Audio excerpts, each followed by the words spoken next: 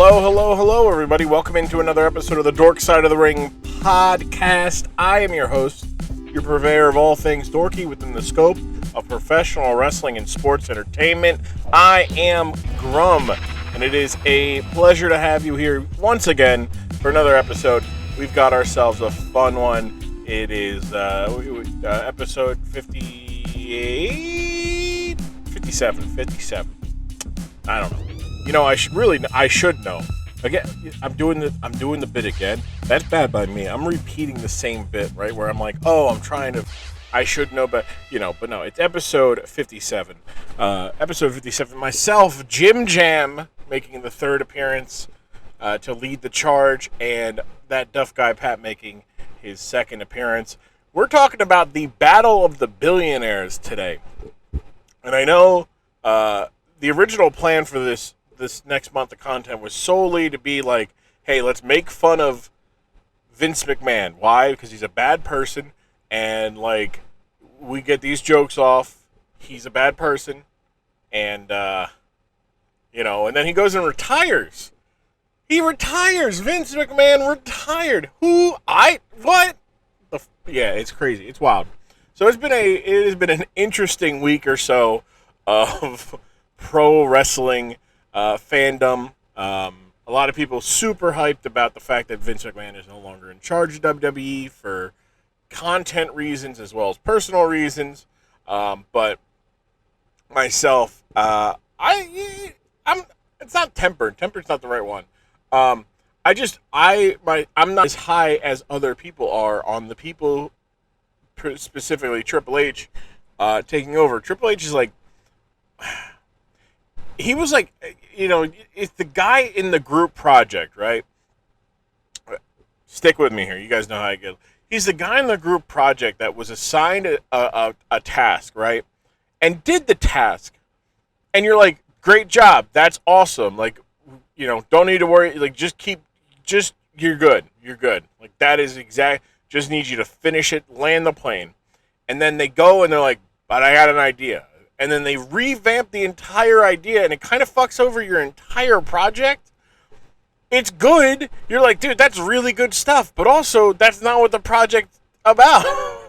That's how I view how he, like, ran NXT.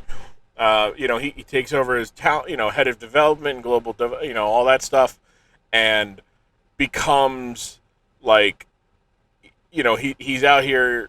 He's transitioning from FCW into the NXT, the Performance Center, all this stuff, and it's great. It's wonderful. You're putting all these tools out here of like, hey, if you can't succeed with all these tools, that's on you. Like, we're doing you get to watch your film, you get promo classes, promo rooms, you get training at various levels. Once you get to a certain point, you're going to be doing live shows, all this stuff. You do the television. All that stuff, it's great, it's wonderful. And then, it goes very well. A lot of talent come back down to get, like, refreshened up or get a new coat of paint on. And, and then you have other talent who come in and they learn the WWE system, and understand what WWE is looking for and can practice it in a similar situation. Where to look for the hard cam, how to, when you come out for your entrances, like, it's not just like, yeah, like, be the character, all this stuff, right?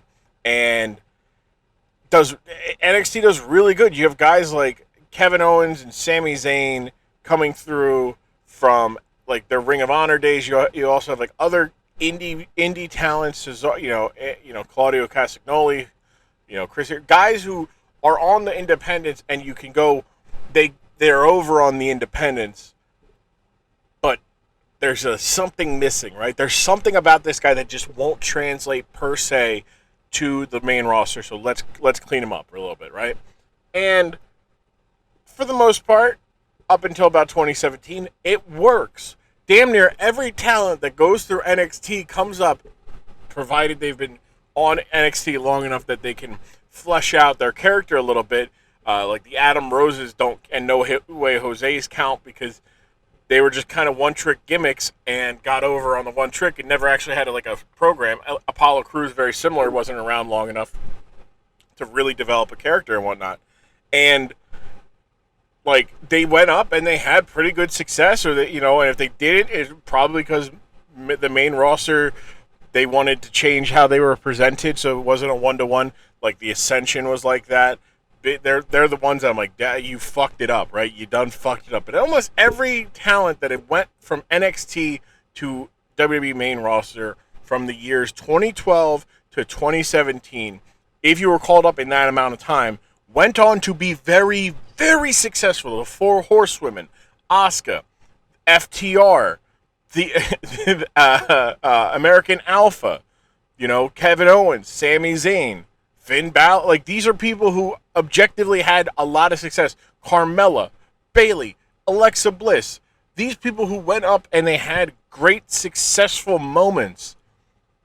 And it just, you know, like winning multiple titles, or, you know, doing all these things, right?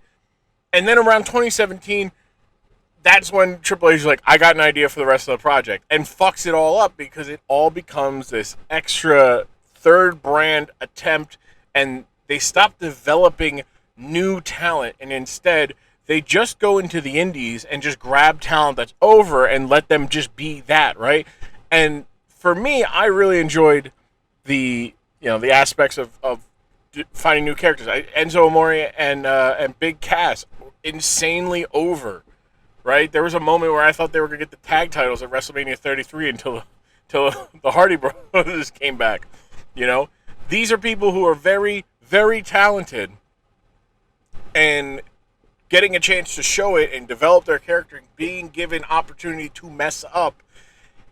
And then, like, Samoa Joe comes in, Shinsuke Nakamura comes in, Bobby Roode comes in, Drew McIntyre comes in, you know, like Andrade comes in, but it makes sense for him to be in NXT, if you ask me.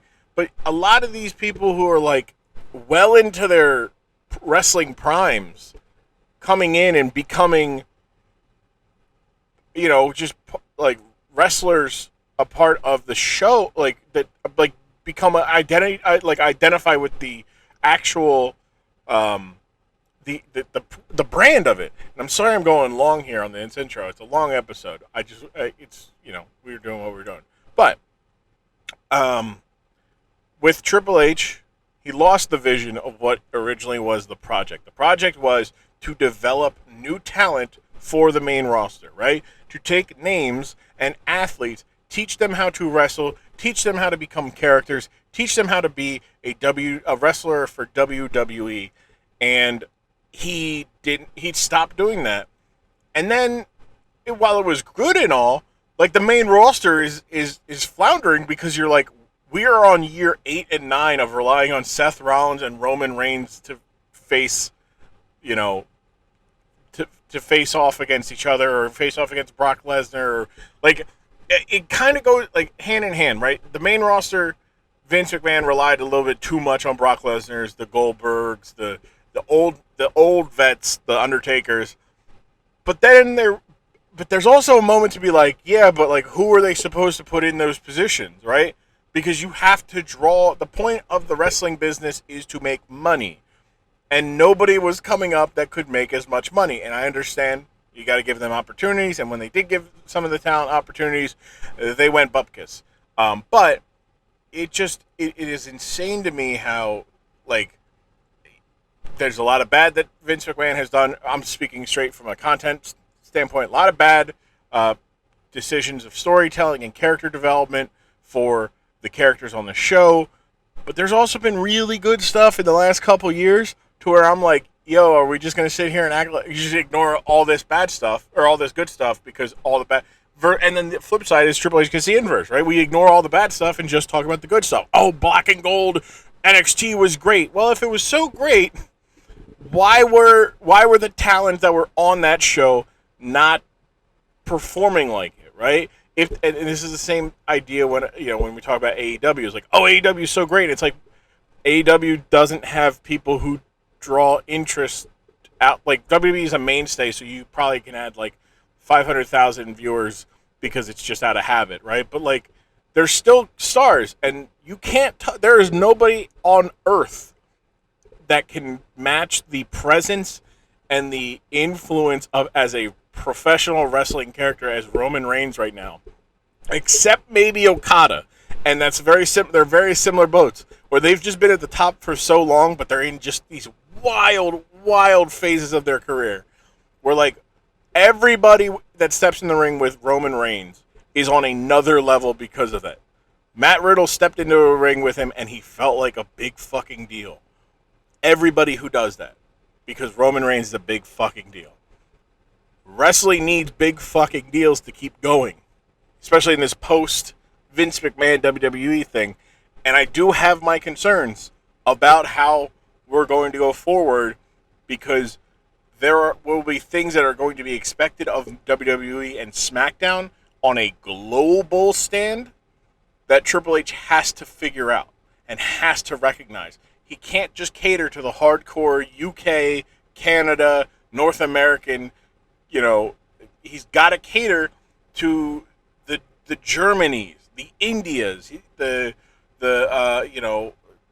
Central European, Western European countries that aren't super wrestling hardcore, but they like wrestling. They like the entertainment of it. And I think it's good that they're not clearing house right away, because there are aspects to it that Triple H, as a head of creative, is going to have to take into account, because he can't just cater to the audience that he catered to with NXT. And it's clear he catered to that audience because Johnny Gargano was in developmental for 5 fucking years. If you had and was the same character, he was at the top of the developmental brand, right? I talk about Dawkins from part of the Street Profits. He was in developmental in 2012. He was there wrestling with Roman Reigns, Big E, Seth Rollins. He didn't get called up until 2018. Aaliyah was in developmental since the fucking ESPN doc about fucking NXT. These are people who have been in their developmental for so goddamn long that they just kept needing new characters, and eventually one would stick. Johnny Gargano's character stuck the minute that he got over, and he stayed there for 4 years. Same with Tommaso Ciampa. Same with Adam Cole. Same with the Undisputed Era. There was a lack of change, and it got stagnant, and it got a problem because they could just Triple H decided to cater to a distinct group of wrestling fans, and it did just it was probably a net amount of harm and good, but like it wasn't the right move, and that is why I am concerned about it. That is to say, we don't have to worry. Technically, we don't have we only have one billionaire, so the Battle of the Billionaires is officially over, and Tony Khan wins. But the first Battle of the Billionaire, very similar. Vince McMahon loses. Myself, JimJam, and Pat talking about it here on the Dork Side of the Ring. I'm sorry for going long on the intro. I love you guys.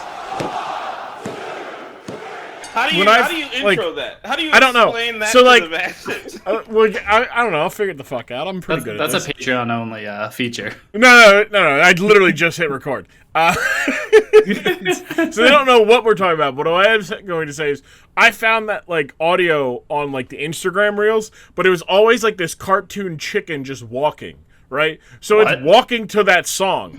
That's it. It's not like anything explicit. That's all it is. It's just chicken walking, and like I'm like, this is fucking. It's incredible. Whoever did this, they just went and got an insane amount of engagement because it's got like 17,000 likes because it's a chicken walking while somebody's talking about like 3 big balls. The first thing that came up on Google when I looked up chicken walking to gay rap, and Bo for Show by Bo Burnham turned up as the very first result. What a time to be alive for Bo for Show. Good times. Oh boy. JimJam rightfully and justly does not know anything about that, but that's probably a good thing, to be honest. That means, well, no. Old Bo Burnham, yeah. Old Bo Burnham, yeah. Although I don't think JimJam would care to even go back and look at old Bo Burnham at all. You sure fucking would. I'm all set. You're all good. Man, I'm trying to fucking fix my glasses right now. Fuck everything up. Like, fucking nerd. Look, man. Wait a second. Don't you have glasses, Pat? I'm wearing my glasses right now. All right, same. So all right. So I'm about to say, you bitch ass nigga. JimJam's been through it. He's lived a whole couple lives since the last time he was on. He was on back in like April. Like it's been 3 months since JimJam on. JimJam like, hey, I've had 3 jobs. I'm back on the good. Life is not beating me up. I'm beating life up. Which is good. I mean, listen. I heard he tossed a kid into a lion pen at the zoo. Almost did. I got Nah, nothing's better than JimJam. He's like, yeah, no, we took the kid. They took a field trip to the Cowboy Stadium, and then immediately sends us a picture of this other kid like in the corner of the end zone getting like tended to, and JimJam's like, I don't know what they did, but I'm laughing. I'm like, what the fuck? Yeah, no, all right. So I'll explain that picture. And if you want, I will send you the picture to post with it. Oh, please do. So here's what happened, right? I'm with me and my class, like my kids, and we're following our tour guide, and they take us up to the press box. And we are just walking around the press box, and then the tour guide brings us to attention of like, do you guys see the view?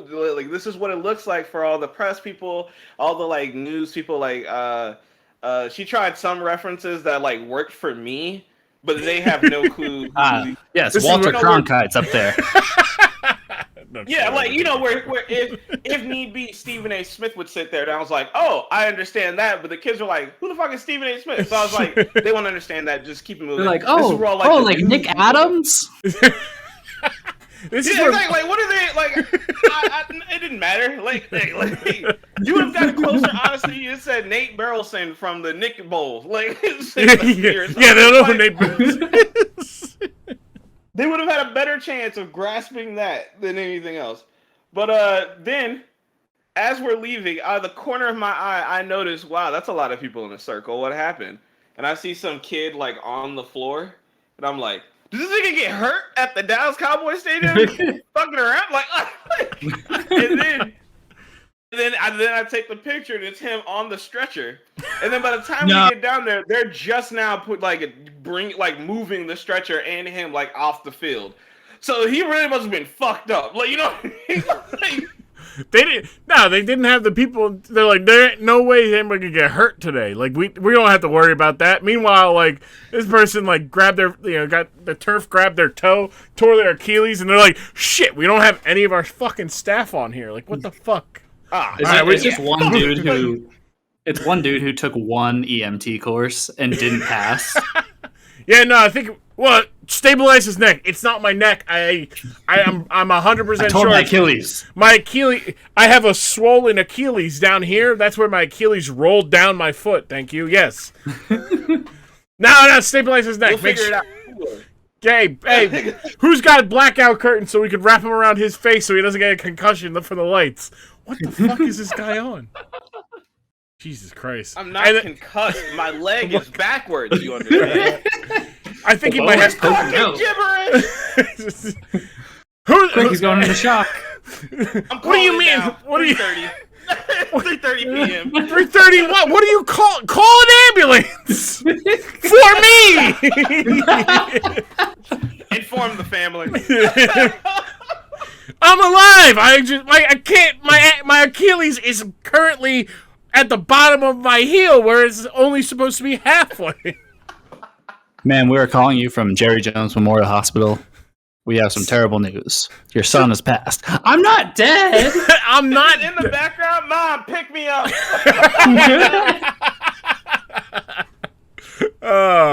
Yes, I understand. You may. Yeah, it's like I know we did everything we could. You didn't even lay me down in a hospital bed. I'm still on the stretcher. I'm in the waiting room. It's almost like I can hear my son. It's boy. Where do we go? Just like it was yesterday. It's like, Mom, what the fuck? I can hear you. It's like that's when you find out you're not the favorite. Yeah, exactly. Like, time to start throwing this stuff out. Well, it's like, no, Mom, I'm okay. My foot hurts. I'm okay. Oh man, I can remember when he was a boy. He rolled his ankle and he just kept telling me, "Mom, my foot hurts." And it's almost like I can hear that clear as day to day. He will be missed. But I like to imagine in the background you just hear the dad grab keys and it's like, "Don't worry, son, I'm coming to pick you up. You know how it is." All right, I'll be back in like 5. Like, thank you, Dad. Oh my God. The dad's like, "Fuck yeah, we're in a jacuzzi in his room. Let's go." Dad, can we get Wendy's on the way home? Fuck no. You made me drive all the way out to fucking Arlington on a goddamn Thursday. For what? Because you were all. You think you can afford Wendy's now that you fractured your ankle? You fucked up your Achilles and you wasted my fucking time. I had to leave work because of this, so I lost PTO. So are you buying the Wendy's? Do you got Wendy's money? All right, Dad, I get it. I'll just die. Like Jesus Christ. Good. All right. One less mouth to feed. It's an extra vacation for me and the mistress. Well, you didn't hear that. You want Wendy's? You want Wendy's? You want Wendy's? How about we get you that Frosty? Yeah, you didn't hear what I said about. Yeah, you didn't hear about it. Okay, gotcha. All the Frosties, correct? Yes. We're here on the dork side of the ring, just doing bits and riffing here with two good close personal friends, making his third appearance on the dork side of the ring main feed. We've got JimJam. How you doing, bud? Yes, this is me, JimJam, and I'm totally not AFK right now. This guy went right. Man, this guy, let me see. He probably poked his eye out with his glasses. He misses the quality. You know what? Pat, all right, this back. He's back. All right, cool. He's back. As soon as you... be right back in the chat, hoping, and then you said and Grump starts the intro. I was like, I don't think Pat's been on here 3 times. And then you said JimJam. I was like, fuck, this nigga didn't listen to me. He didn't read it at all. JimJam forgot to wipe. It was less than...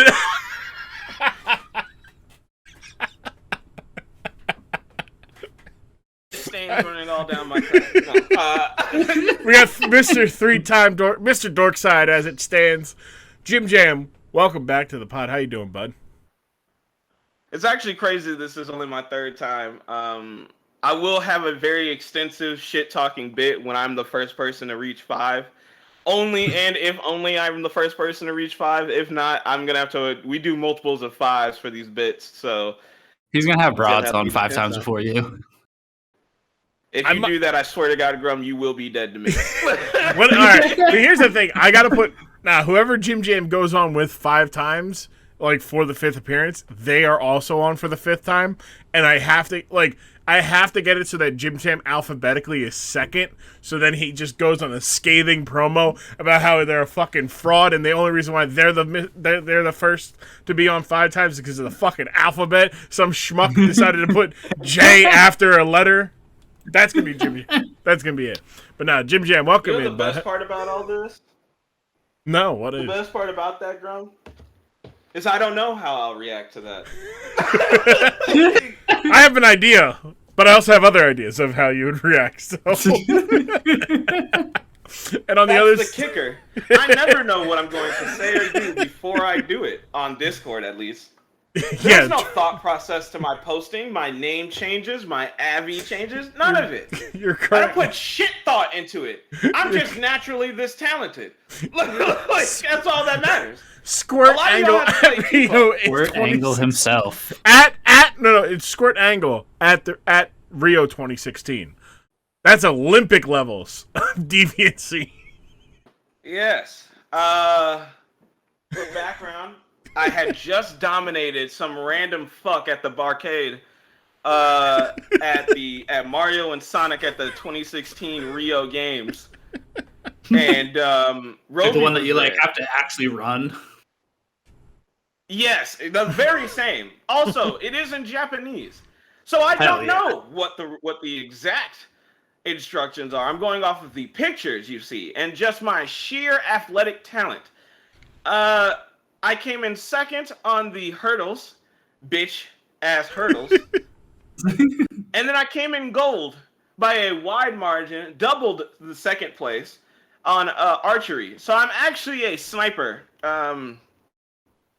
Just a straight up sniper. Is this the child that you saw get carried off on a stretcher and get his Achilles torn at the Jerry Dome? That man's just been in hell since then. Like I keep running into him, and he keeps it just like, dog, you gotta go inside. You gotta move. You gotta practice your game. Like you have to move. Leave the state of Texas. Leave. Make a new move, bro. Find a new place to live. This is my state. And then after that, I was thinking, because I thought it'd be like funny, like ha ha ha. Some Olympian-based joke as my name, something like that. And then while we're walking, Roby legit just says, "What about square angle?" And I was like, "Holy shit!" Roby is deviant as hell, man. He is. There's a reason I love him, but me, and Lee are the three most deviant niggas I've ever seen in the same Discord. Lee always tries to hide it. Lee says, "Oh no, I'm not freakable." Lee trying to hide it a lot. I'm not a freak. All that stuff. We have video evidence of him saying that he be fucking his exes. Real freak bull like putting Lee on blast. Poor Lee. Lee gonna listen to this and be mad at you. Kill me to the day I die. The one good thing Blonde has ever done. Oh my god, that should be killing me. He's like, Lee, what's the? Hey Lee, what's your plan this weekend? Lee, what's the? Are you live right now? Tinder. What's Tinder like in Oklahoma? I don't really know, actually. I just be fucking my exes. Wait, are we live? Yo, hold on.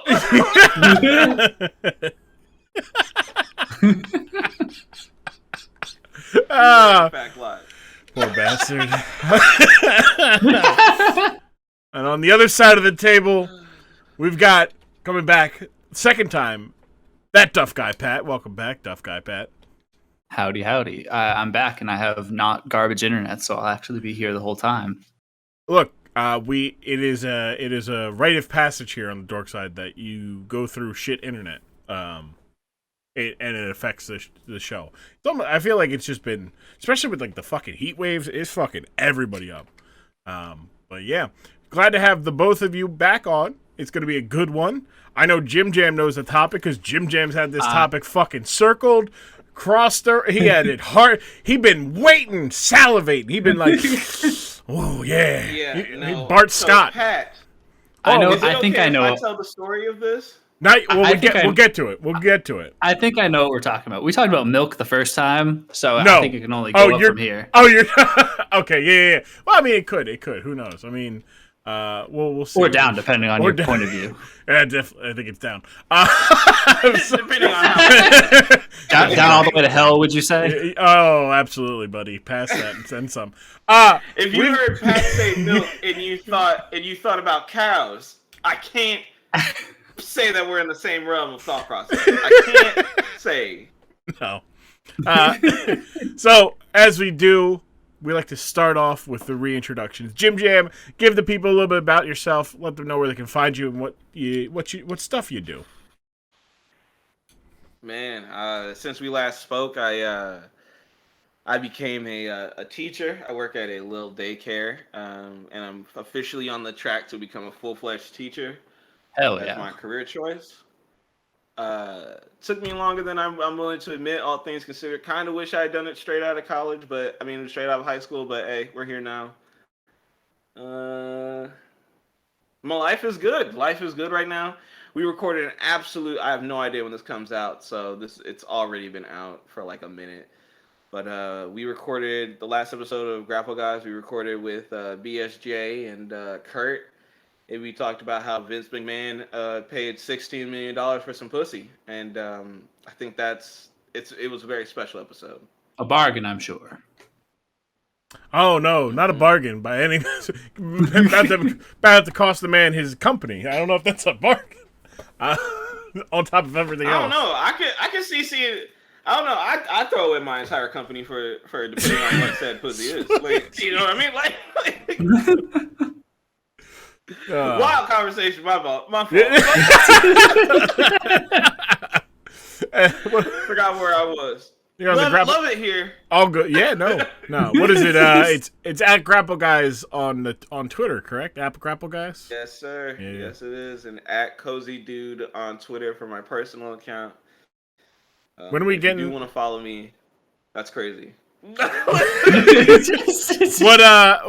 When are you becoming Grapple Guy 2? We got broads to become Grapple Guy 1. Last time. I'm not coming second to a white man. That's plain and simple. He can have that. He can have that. That's fair. Bad move by him to go. He should have said 2 and let you and Aaron fight over being Grapple Guy 1. That's what I would have done. I would have been like, if broads was really about the content. Yeah, right. Yeah, exactly. Pitting two black men against each other. Right, exactly. That's why for the content. Yeah, for the content. Broads has some yeah. I don't know. We've only had one poll in Grapple Guys to see like which one was the best, and it was when we did our draft picks. Yeah. Like drafting our different shows, and I won by a solid margin over both of them. And here's the kicker. I never told them this because I don't know where they're gonna hear it, but I can't wait for them to hear it. I went on that account, on my normal account, and accidentally voted because I realized I was like, wait a minute. Like I clicked the thing to see it, but I clicked on the poll, but I was like, I'm on the Grapple Guys account. There's no way that it'll actually like it doesn't matter. And then I clicked and I voted for I think Aaron's by accident on one of my accounts. And then to even it out because I felt bad, I went to my nasty account and voted for broads. Wait, you're telling me you have a... Yes. Oh, Pat, let me tell you something. JimJam sent me a link to what it was. I don't follow that account. No one should. You let JimJam live there. That's JimJam's place. Common spaces, sure. JimJam's place, no. A den of deviousness. The den of filth that man's his nasty Twitter is. But I can't believe I'm talking about this on Dorkside, but we're here now. It is, without getting into too much detail, as some of you may remember, like the short form of it is, as some of y'all may remember, at one point Tumblr said, fuck all not safe for work artists and whatnot. So all of the artists packed their shit up and went to Twitter. And I was like, I don't want to see this stuff on my normal Twitter account. But I do still want to see it, mind you. Because it used to be, Tumblr, you don't open Tumblr in public. You can open Twitter in public and I'm fine.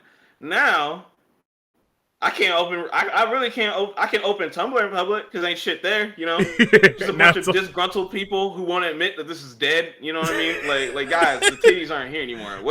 All that's left is people complaining about their problems. I don't care. Like, by the way, one of my favorite posts on Tumblr was someone saying, it was a post, but it had like a GIF attached to it.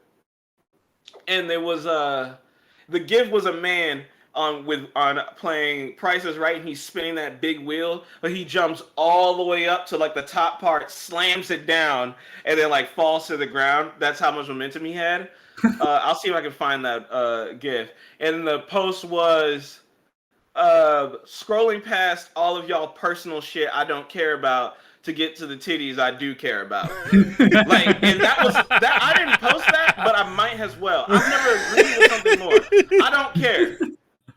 And the crazy thing is, because on Twitter I do care. On my normal Twitter I do care about because I know some of these people. I know their personal problems and stuff. The second I go to that nasty Twitter, the second they start talking about their personal lives, I'm like, all right, enough. If you don't start drawing some titties, I will unfollow you. You think I'm fucking here because I care about you? No, not really. I'm here for the drawing. I'm here for the titty drawings. That's all I'm here for. I respect Last that. time you posted was in 2017, and it was about Chun-Li's titties. That's why I tapped in. Now, you won't shut the hell up about your personal life. I don't care about your demons. What about mine? All right?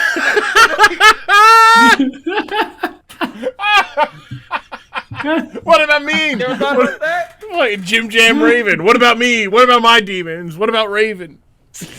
Exactly.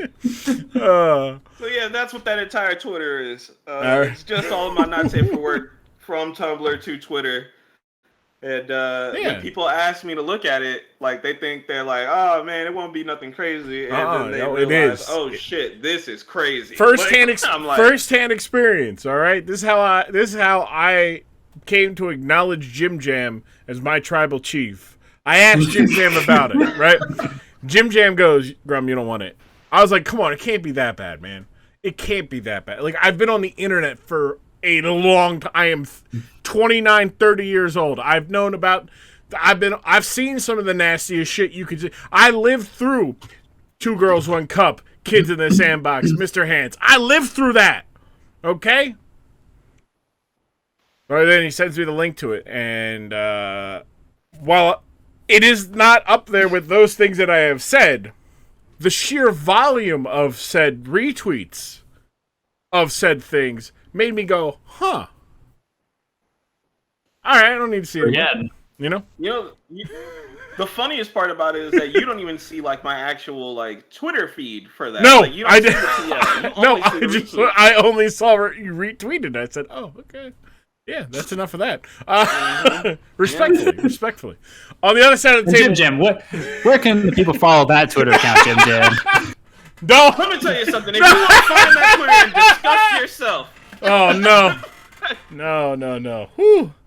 Good Lord. Want to make yourself just be disgusted that you've ever laughed at a single one of my jokes. Oh, man. Nah, that'll make anybody without an ironclad will forged by the hellfires that is like the internet from like 2003 until about 2007, 2008. Nah, you'll think of JimJam differently. But if you live through all that shit, you'd be like, nah, I understand. Okay. Yeah, no, that makes sense.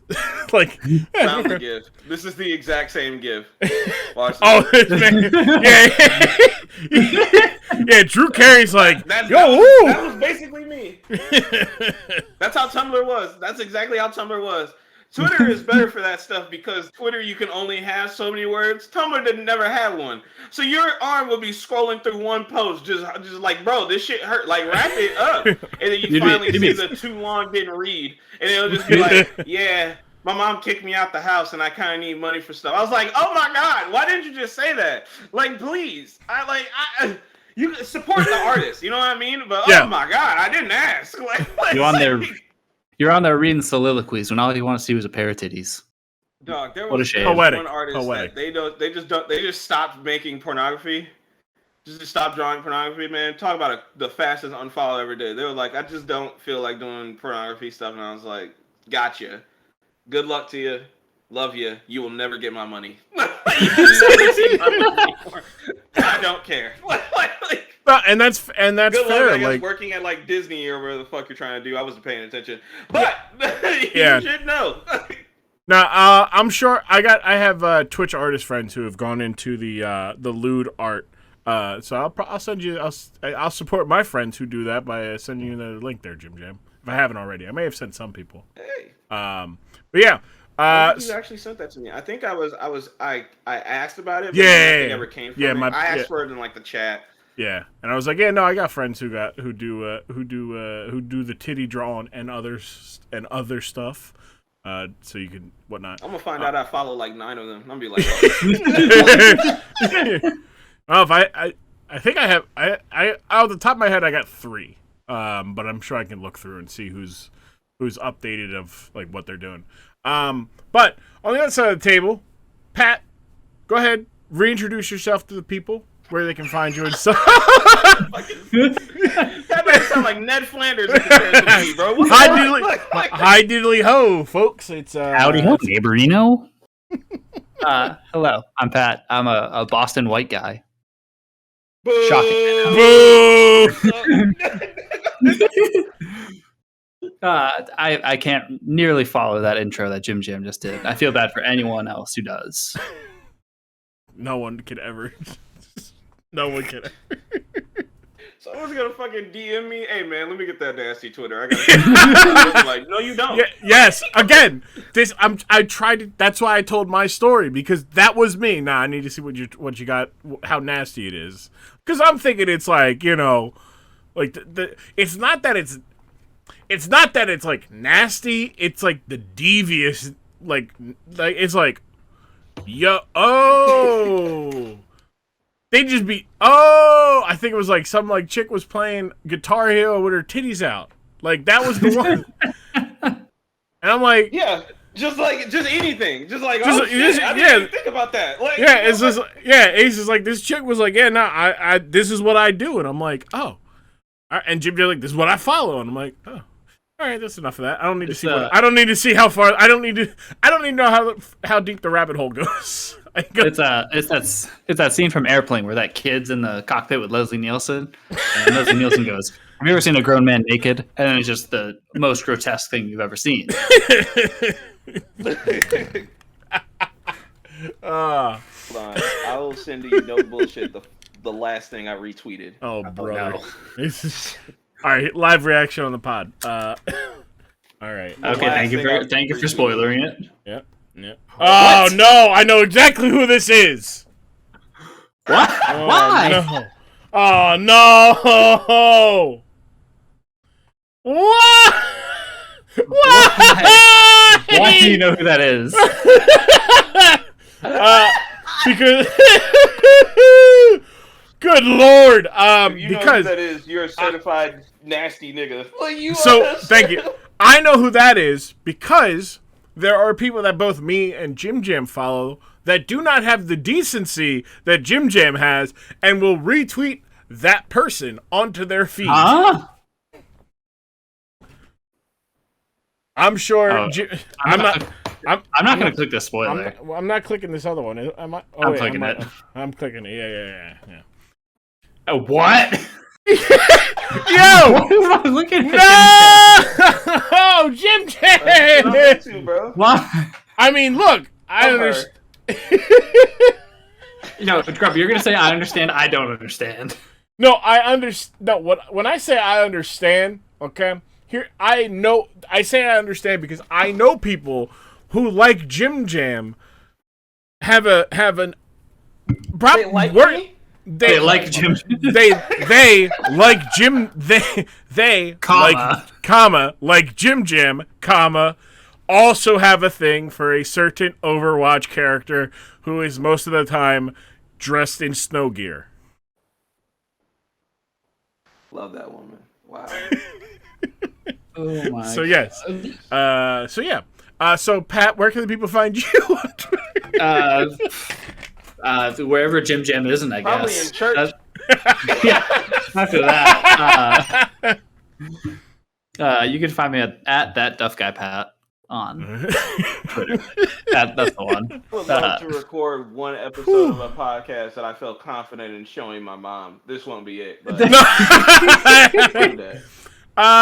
Yeah, one day we'll get around to it. We'll get around. Well, you know what? It'll be the one. It'll be the one when I go like, hey, JimJam, like me, you, and I'll get like Roby or Lee, and we'll be like, this is the wholesome episode. We're gonna be real wholesome. We're not gonna curse. We're gonna denounce anything that is. That's the bit. Is the bit. And what are you gonna do for the rest of the 2 hours? What 2 hours? We're not gonna. We're gonna be like, no, sir. Nice 10-minute podcast. You'll get about 4 minutes in. Yet again. I think we could. I think we get at least a half hour. I think we're talented enough. You know. Possible. And then I'm just like, fuck. If you just mute JimJam's audio. Yeah, exactly. So I have to, I've got to be sitting here and like hope that JimJam never talks while either me or somebody else talks. So that I can be like, okay. But yeah, all right. Well, it's good to have you guys back on again. Pat, this is why I don't be coming into your Discord all the time, bro. I can't handle people looking me my name in the eye. and knowing some of the shit I've said on here. Like, there's something different about that. Like, but then I think about the last real interaction I had with someone who wasn't like in the core was on a Mother's Day, and I was asking people, "So, yo, that is your mother satisfied or something?" And I think not for nothing, I think it was Pat who came in and was like, "Leave these people alone." Yeah. It was what was like insane. Like you were in there as JimJam, aka soon to be stepfather. Like you were just like, hey, whose moms was not satisfied this Mother's Day? And I was like, I'm gonna let my man cook. Like, you know, I'm not gonna let it. Pat was like, no, hey, leave these innocent people bad. And I'm like, look, hey man. You never know. Somebody might be looking for a JimJam in their life. You know, I'm not going to stop my man's. I'll stop it if it gets too far. If you have me as your father figure and you're not biologically my son, you're going wrong, bro. I can't even hold you. It's a good thing. Like, honest to God, I think if my own son told me, "Hey, Dad, I think I want Randy Moss as my real like role model in life," or some shit like that, and I'm like, fine. He caught touchdowns. I couldn't. I get it. Like, I ain't got the confidence to fight back in that situation. Also, in that situation, you're like, nah, it's probably better. You're right. You're like, yeah, I be deviant. I don't want you being that deviant. Not right now. And you're like, nah, honest to God, I hope I'm the only deviant person in my family. Like, because if my current girl, she becomes my everything, let's say that. Like, we just go the whole distance with her. She's very wholesome. She be going to church. Like, on the other, like, it's such a... Shift. It's an angel and devil thing, basically. Like, that's basically how it is. Like, she only gets to my level when I get on her nerves. Every other time. She's very nice, very sweet. And then it's me. You want to know how like genuine, just sometimes like how I just can't believe how innocent she is sometimes. She got upset when she realized that I be following thirst traps that I follow thirst traps at all. No. Now, obviously, I didn't follow these while we were together. You know. Yeah, it was just. A lot has happened over the past couple of months while I was single, deep in TikTok, just at the worst of it. Like and she found out, she was like, "You watch these videos just because there's a hot woman in them?" And I was like, yeah, like I need something in between the multiple like magical TikTok videos I watch, the anime stuff, the comic stuff. Someone's got to fill that gap. Eventually, it was going to be titties, like an Altoid, if you will, an Al titty, an Al titty. Bang! Nailed it, Pat. Like, that's the thing. That's the thing. I don't have the filthiest TikTok. Like, if you scroll through my TikTok, I'd be completely fine with you scrolling through it. Like, if you scroll through like the people I follow, it'll be like for 10 TikToks, maybe 1, maybe 2 videos that have no other value except, God damn, she's banging. Like, that's basically it. And then every other video I'm watching, like, I'm finding out another new tidbit about Batman. How to play fucking, like, what's coming up down the pipeline of video games. Like, I'll be watching hella nerd shit, magic tricks, shit like that. And then every once in a while, you just see a bad woman with a sword. And I'm like, technically, this is an anime one, but nah, gotta follow her. Like, Well, no, my coworker, I got a coworker who got the filthiest. It's literally all it is. It's just thirst trapping. And he's like, nah, like, I looked over, he's like, dude, look. And he's, like, scrolling through, and he's showing me. I'm like, do you not like anything else on TikTok? He goes, I mean, I do, but, like, my algorithm's fucked up. I said, no, your algorithm is working exactly how it's supposed to do, my guy. He's like, what? You gotta restart your account. He's like, I see ass, I like the picture, I like it. I said, yeah, then all they're gonna show you is ass that you keep liking. He goes, I mean, I like some sports stuff when I see it. When? When do you see? He goes, I don't know, every like 15th, 16th like thing. I'm like, man, I don't get past like 6 or 7 on like the Instagram reels. I'll get like 3. I'm like, all right, I'm done. That man going, like, it's ridiculous. It's absolutely ridiculous.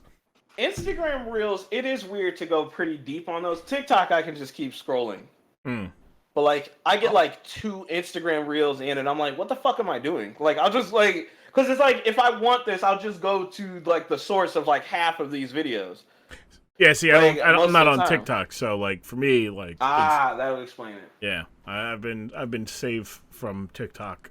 It's grip on the youth, of which I'm no longer the youth, but still. But this is actually like the longest intro ever. It is fantastic. Pat, refresh us of your experience with professional wrestling and sports entertainment. So a lot of my exposure from wrestling and entertainment, sports entertainment, is actually very recent. I started watching pay-per-views around the start of 2021 and have kind of been like at the top level of like, looking down at it. I see this, I can kind of get it. I'll tune in for the pay-per-views every month, but not like a day-to-day seeing what happens kind of guy. The only other wrestling experience I have is when I was probably in like 5th, 6th grade playing SmackDown versus Raw on my neighbor's PlayStation 2. And we would occasionally watch Friday Night SmackDown together. SmackDown versus Raw was so good. So good. JimJam. Spend 16 hours creating a character. Yeah, those are the best. You're like, yeah, and then like they're just shit because I didn't do anything about the moves or anything. I don't care. Whatever. Just button mash. JimJam, what about you? Experiences, obviously, as a co-host of the Grapple Guys, it's going to be very, very different than Pat's. I mean, plain and simple, watched it as a kid.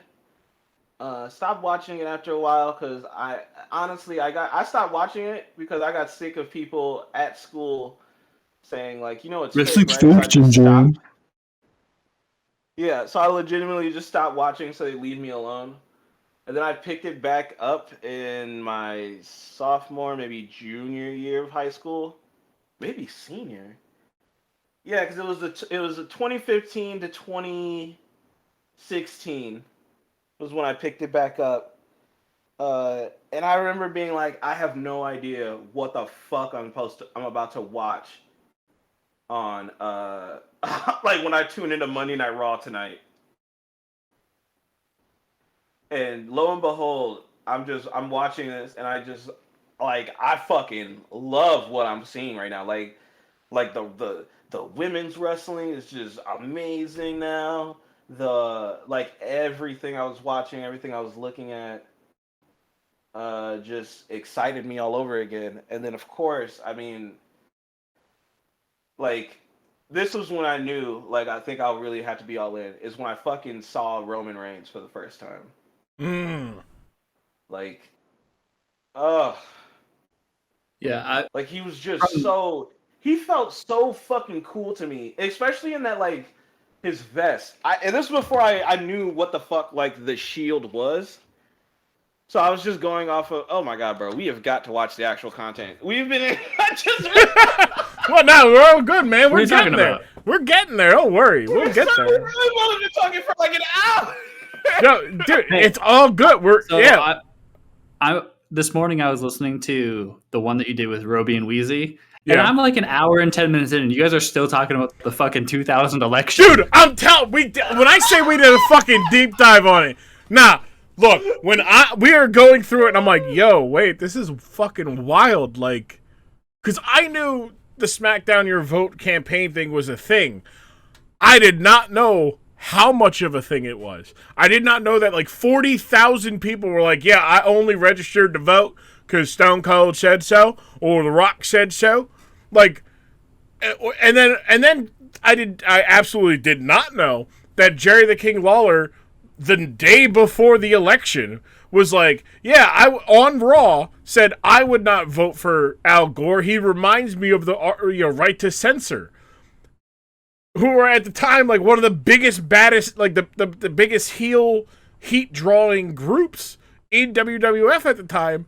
And they got compared to the Democratic nominee for the 2000 election. And then I'm 100% sure that Jerry Lawler holds a kind of sway where, like, I think it was like 500 people was the difference, or some ridiculously small number in the grand scheme of things, for the results of Florida, which dictated the actual results of the actual presidency. It's like, man, if Jerry Lawler just didn't say anything, is Al Gore the president? Does Al Gore become the president? Like, what the fuck? And then it's just absolutely insane. I felt like Charlie Day in It's Always Sunny. I felt like I'm just like, who is Pepe Silva? Like, but with conspiring the results of the 2000 election 22 years later. But yeah, so I love conspiring to overthrow election results. No, well, that is good, because that does lead us to our contextual question today. Pat, where were you on January 6, 2021? Shit. Oh, let's get it.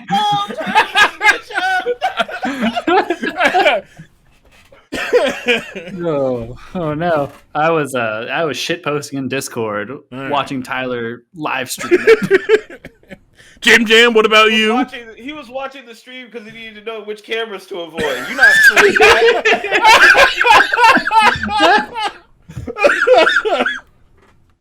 I'm gonna watch back every ounce of that footage until I see some long neck fuck. Then I'm on your fucking head. Long neck son of a bitch. I knew it was you. No, what's worse is, all right, so that happens, right? And then immediately, or around the time, Hurricane is like, hey, like, I need, like, somebody to fill in on some Splash Brothers for the fun report. And I was like, yeah, sure, I'm down. And we were just talking about stuff, and we talked a little bit about that. And then Tyler's like, yeah, pretty sure I saw the Macho Grum walking around inside the Capitol on January 6th. I'm like, hey, whoa, what the fuck? Like, what the what the fuck?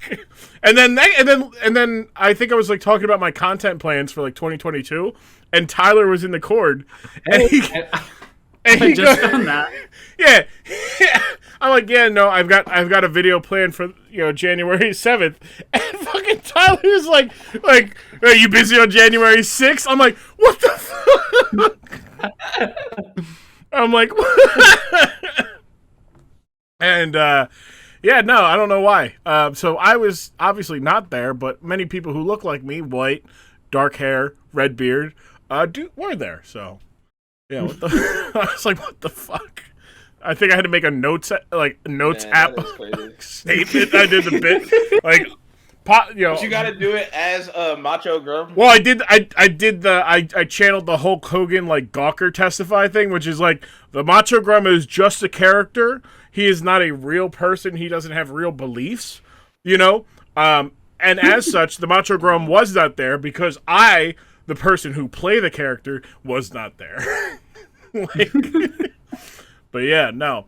No, that's not our contextual question, but I don't know why. I mean, it did spring up just because of the thing. But no, I have an actual contextual question. If all the billionaires in the world were to fight each other, right? Who do you have your money on to come out on top? I mean, based off of physique and general bullishness, it's Elon. No, it's unless there's some really jacked up billionaire. There is. I thought I'm asking, is there more than one? There's one. Well, yeah. There is. We're thinking of different people, but yes, one is significantly more jacked than the other. I would have my money on Vincent Steroid HGH Devil McMahon. I mean, not a bad bet, given that he's beaten the U.S. government. He beat God. He beat the U.S. government. He beat Ted Turner. He beat the antitrust laws. Yeah, no, he's got a lot there. JimJam, do you have a billionaire you have your money on? No, I just got mad. I just upset myself, like, because I looked up like billionaires, thinking it was gonna be like a small group of people, and I just saw one that was like in China. There's what is it? Hold on, let me read this part out loud. It just says China, including Macau and Hong Kong, remains at number 2 with 600 with 607 billionaires worth a collective 2.3 trillion. I wanted to throw up in my mouth when I realized that there are over 600 billionaires in the world, yet we still live in such extreme poverty all around it. Listen, and I understand this makes me sound like an idiot. This is an idiot. Like I'll stay here right there. This is an idiot talking right now. Okay, I know just enough to keep me alive and going in conversations and in life. After that, don't try to get deeper with me. I don't wanna. Actually, I have a new like contender. Oh no! Just with the amount of Adderall in his system, Mark Cuban could put up a fight. Like I don't think he has Vince for strength, but I think the amount of drugs in his system will keep him going on pure adrenaline. I'm gonna say, hold on, because I want to open this one up and send this to the chat because I think this picture says different. I think this oh no! You're not gonna like this picture. It kind of shoots your idea into the dirt, but here we are. That's not a fighter. Oh man! The thing is like, you know, like they're all billionaires, right? So they all want the most money. So what would stop? Like, it would literally be a fight to the death because, like, you can't just buy all. Like, you can't just be like, oh, here's some more money. When they're like, but I want all of your money. Like, that's, to me, that's the blood feud. Like, some of them, sure, but like, I was like, LeBron is a billionaire now. So, right? So that's who I was gonna say. LeBron's there. Listen, wait a minute. So Tiger Woods and I was gonna get to Rihanna too. In that, Rihanna's like, she's not the only female billionaire. But she's like she's just like, yeah, no, I'm going to put on billions of dollars because I am going to work for that, and good on her. Also, she's a billionaire. No need to be a billionaire, so she's on the menu, respectfully. But yeah, no, I just hope that in this speaking of celebrities being on the menu, yeah. Did you hear the if you say Arnie did you hear Hammer, that freestyle that was going around on Twitter? No. Oh my god, there's this dude, BB8 NATO, fucking hilarious. And he does just random freestyles about shit. And he was doing one based off of a post that said eventually there will be a restaurant that can make your food taste like different celebrities. What? Like, yeah, it's crazy. Who are you tasting first? That's the kicker. The freestyle, the entire freestyle was about that exact concept. He said he was like, let me get some in the freestyle. He said, Rihanna's ribs, like some shit like that. Like, I just need some. If it don't fall off the bone, it's free. Exactly, and I was dying laughing. Nah, I don't. I mean, look, that's one of those, like, it's not a realm of possibility. So, like, fuck, man, like, it's gonna happen. But yeah, I think. I mean, it's gonna be hard to go against Jeff Bezos because he's got a lot of money, and he's actually Jeff's got the drones. He's got the drones. He's in shape, and like, he's a nerd who took like books to being a billionaire. And then just buys up whatever company could even slightly make him money. And if not, he uses them as a tax write-off because, like, oh, we also own Twitch, which is a constant money sink. So tax write-off. It's like, that's the game. But yeah, oh no. I'll have to watch that in a bit. Oh God. Yeah. It's a minute and 36 seconds. I can't believe it. That shit is hilarious. Fuck it, that. Like, Oh man, they promote cannibalism. You'll think the industry is normal. No, it's never been normal. I don't know if I would have preferred to go into Army Hammer talk. Right. I thought we were. That's what I thought. I'm like, I thought that's where JimJam was going. But yeah, no, that guy's a. So you remember the guy? You know the guy who played Justin Hammer, or no, not Justin Hammer. No, he played the Winklevoss twins in the Social Network movie. Yeah. Or he played. No, I just thought it was hilarious. No, also the guy who played the Lone Ranger in the Lone Ranger movie that they made with Johnny Depp. He is a cannibal. Like, there's no way to not. Allegedly.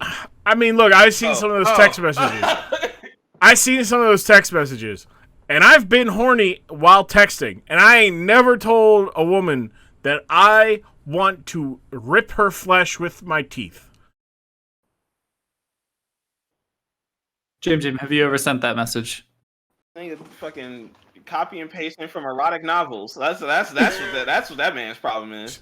But that's the thing. You think stop. that. No. But he legitimately was doing it. This is shit I've allegedly, shout out Jesus Marrow. Rest in peace. Rest in peace. But yeah, allegedly, okay. I have read that exact phrase in several fan fictions. Again, allegedly. Nah, but he out here doing the fanfic. Like, he's like, oh man, it's not enough to just read them. I gotta perform them. And like, he'd be actually ripping the flesh off of a chick's back. 50 Shades of Blood. Like, he freak bull, but also criminal. Like, he's both. I feel like freak bull is when you do something legal that's still crazy horny. You know what I mean? Nah, he'd be criminal. He need to go to jail. Exactly. There we go. Yeah. Yeah. No.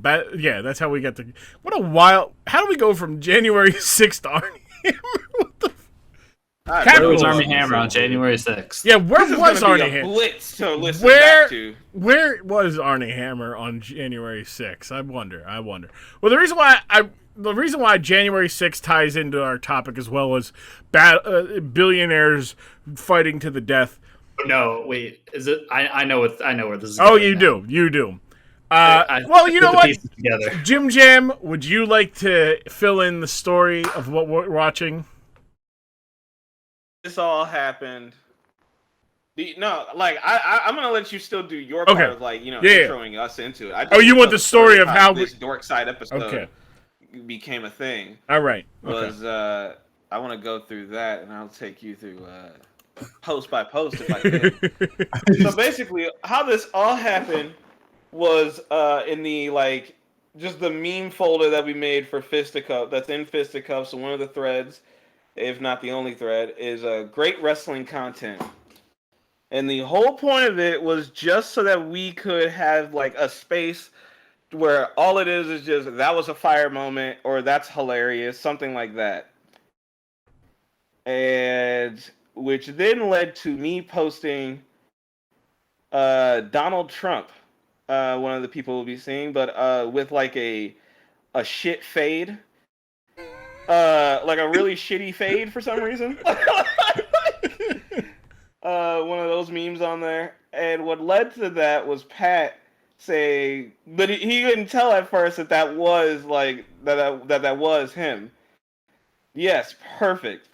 Why does that dude look like Agent 47 before he shaved his head and got a barcode tat? Talking about the Photoshop. Talking about Donald Trump. That dude being Trump is hilarious to me, says Grum. And then Pat with several related emotes. Then I asked Pat, did you know this? And then more emotes. Which led to him saying, JimJam, I'm so confused. I don't know if I want the content. Which I say in all caps, wait, you didn't know that was him for real? And I immediately at Grum, we got a live one. This conversation took place on October 22nd, 2021. I was definitely at work yelling about this. So This was at 12:45 in the afternoon. I love that. Let me see. Oh boy, gonna write down Pat for that dork side. Yep. With Grum, and then I demanded to be on that episode. I needed to be because I wanted to hear everything.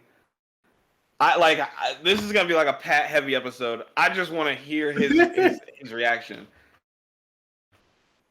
Yeah, and I knew, like, in the back of my head, I was like, oh, I vaguely remember these two people interacting, but I just did not see that in the moment.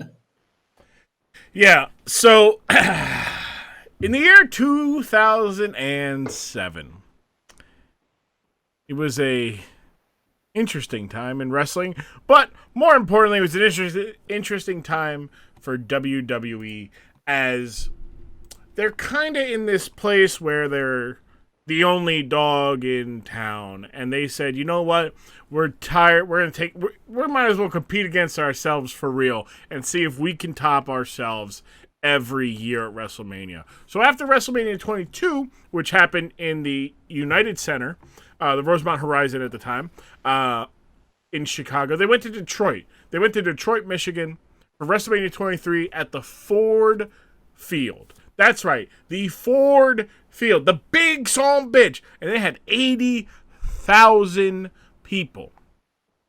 80,000 people attend. Why? Because fucking WrestleMania, but also they had a couple things going on. In that, Vince McMahon and Donald Trump, who would go on to become the 45th president of the United States, Donald Trump, had an issue in which, well, it really started when Donald Trump was going back and forth with Rosie O'Donnell. And they had a fake Donald Trump and a fake Rosie wrestle in which Donald Trump won. Why? Because Donald Trump is friends with Vince McMahon. They go back to WrestleMania 4 and WrestleMania 5. And as it goes on, Trump interrupts Vince McMahon. He starts poking at him like, I'm a billionaire. Like, you're kind of a billionaire. You're not as rich as me. All this stuff, right? Positioning Trump as the good guy because it's Vince McMahon. Everybody wants to boo Vince McMahon, and Donald Trump is not going to come in unless he's the guy. So they go back and forth. They challenge each other to a wrestling. They're challenged to a wrestling match, to which Donald Trump goes, nah. But how about I pick a guy, you pick a guy, and my guy wins. He cuts your hair, and Vince goes, that's fine. But if my guy wins, and he will, you got to cut your hair, because that was the big meme of it. Yeah. So they had a back and forth over the Billionaires' hair, which culminated at WrestleMania 23 in the Battle of the Billionaires match. Bobby Lashley representing Donald Trump, the ECW champion Bobby Lashley at the time, going up against Umaga, the Samoan Bulldozer and the Intercontinental champion at the time. Umaga! Wrestling Umanga, as William Regal likes to say. Umanga. It's so fun. That's the one thing I remember from. That's like the one thing I so clearly and vividly remember in my head from that era of WWE. Like, it's not. It just JR saying something that like he would never have said under any other circumstance. Umaga. Umaga's gonna take the necessary steps to it. So. That's the moment by Umaga. So good. Umaga representing Vince McMahon, and because it was such an important match, it required a little bit extra. It needed a special guest referee, none other than the Hall of Famer himself, Stone Cold Steve Austin. That's right, the star power in this match. Now, we've covered, post this match, we've covered Santino Marella in his debut, and we have bald Vince McMahon.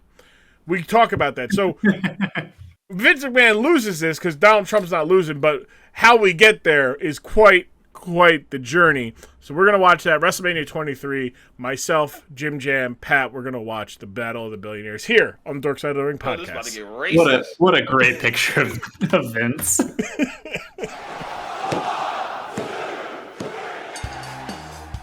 Hey baby, it's Dusty Rodeo with another little bit of advertisement here for Grum.tv. We're working on some good shit over there. Some good shit. That's right. We've got all the early episodes that you want of the Dork Side of the Ring, and you can get them as part of the Patreon. We also got streams and speaking permissions. We got all that good shit. We also got extra footage of stuff. We just had the custody of Dominic Mysterio up. That might be one of the funniest things. I never thought about putting somebody up on custody of that. But then we're gonna be watching on there.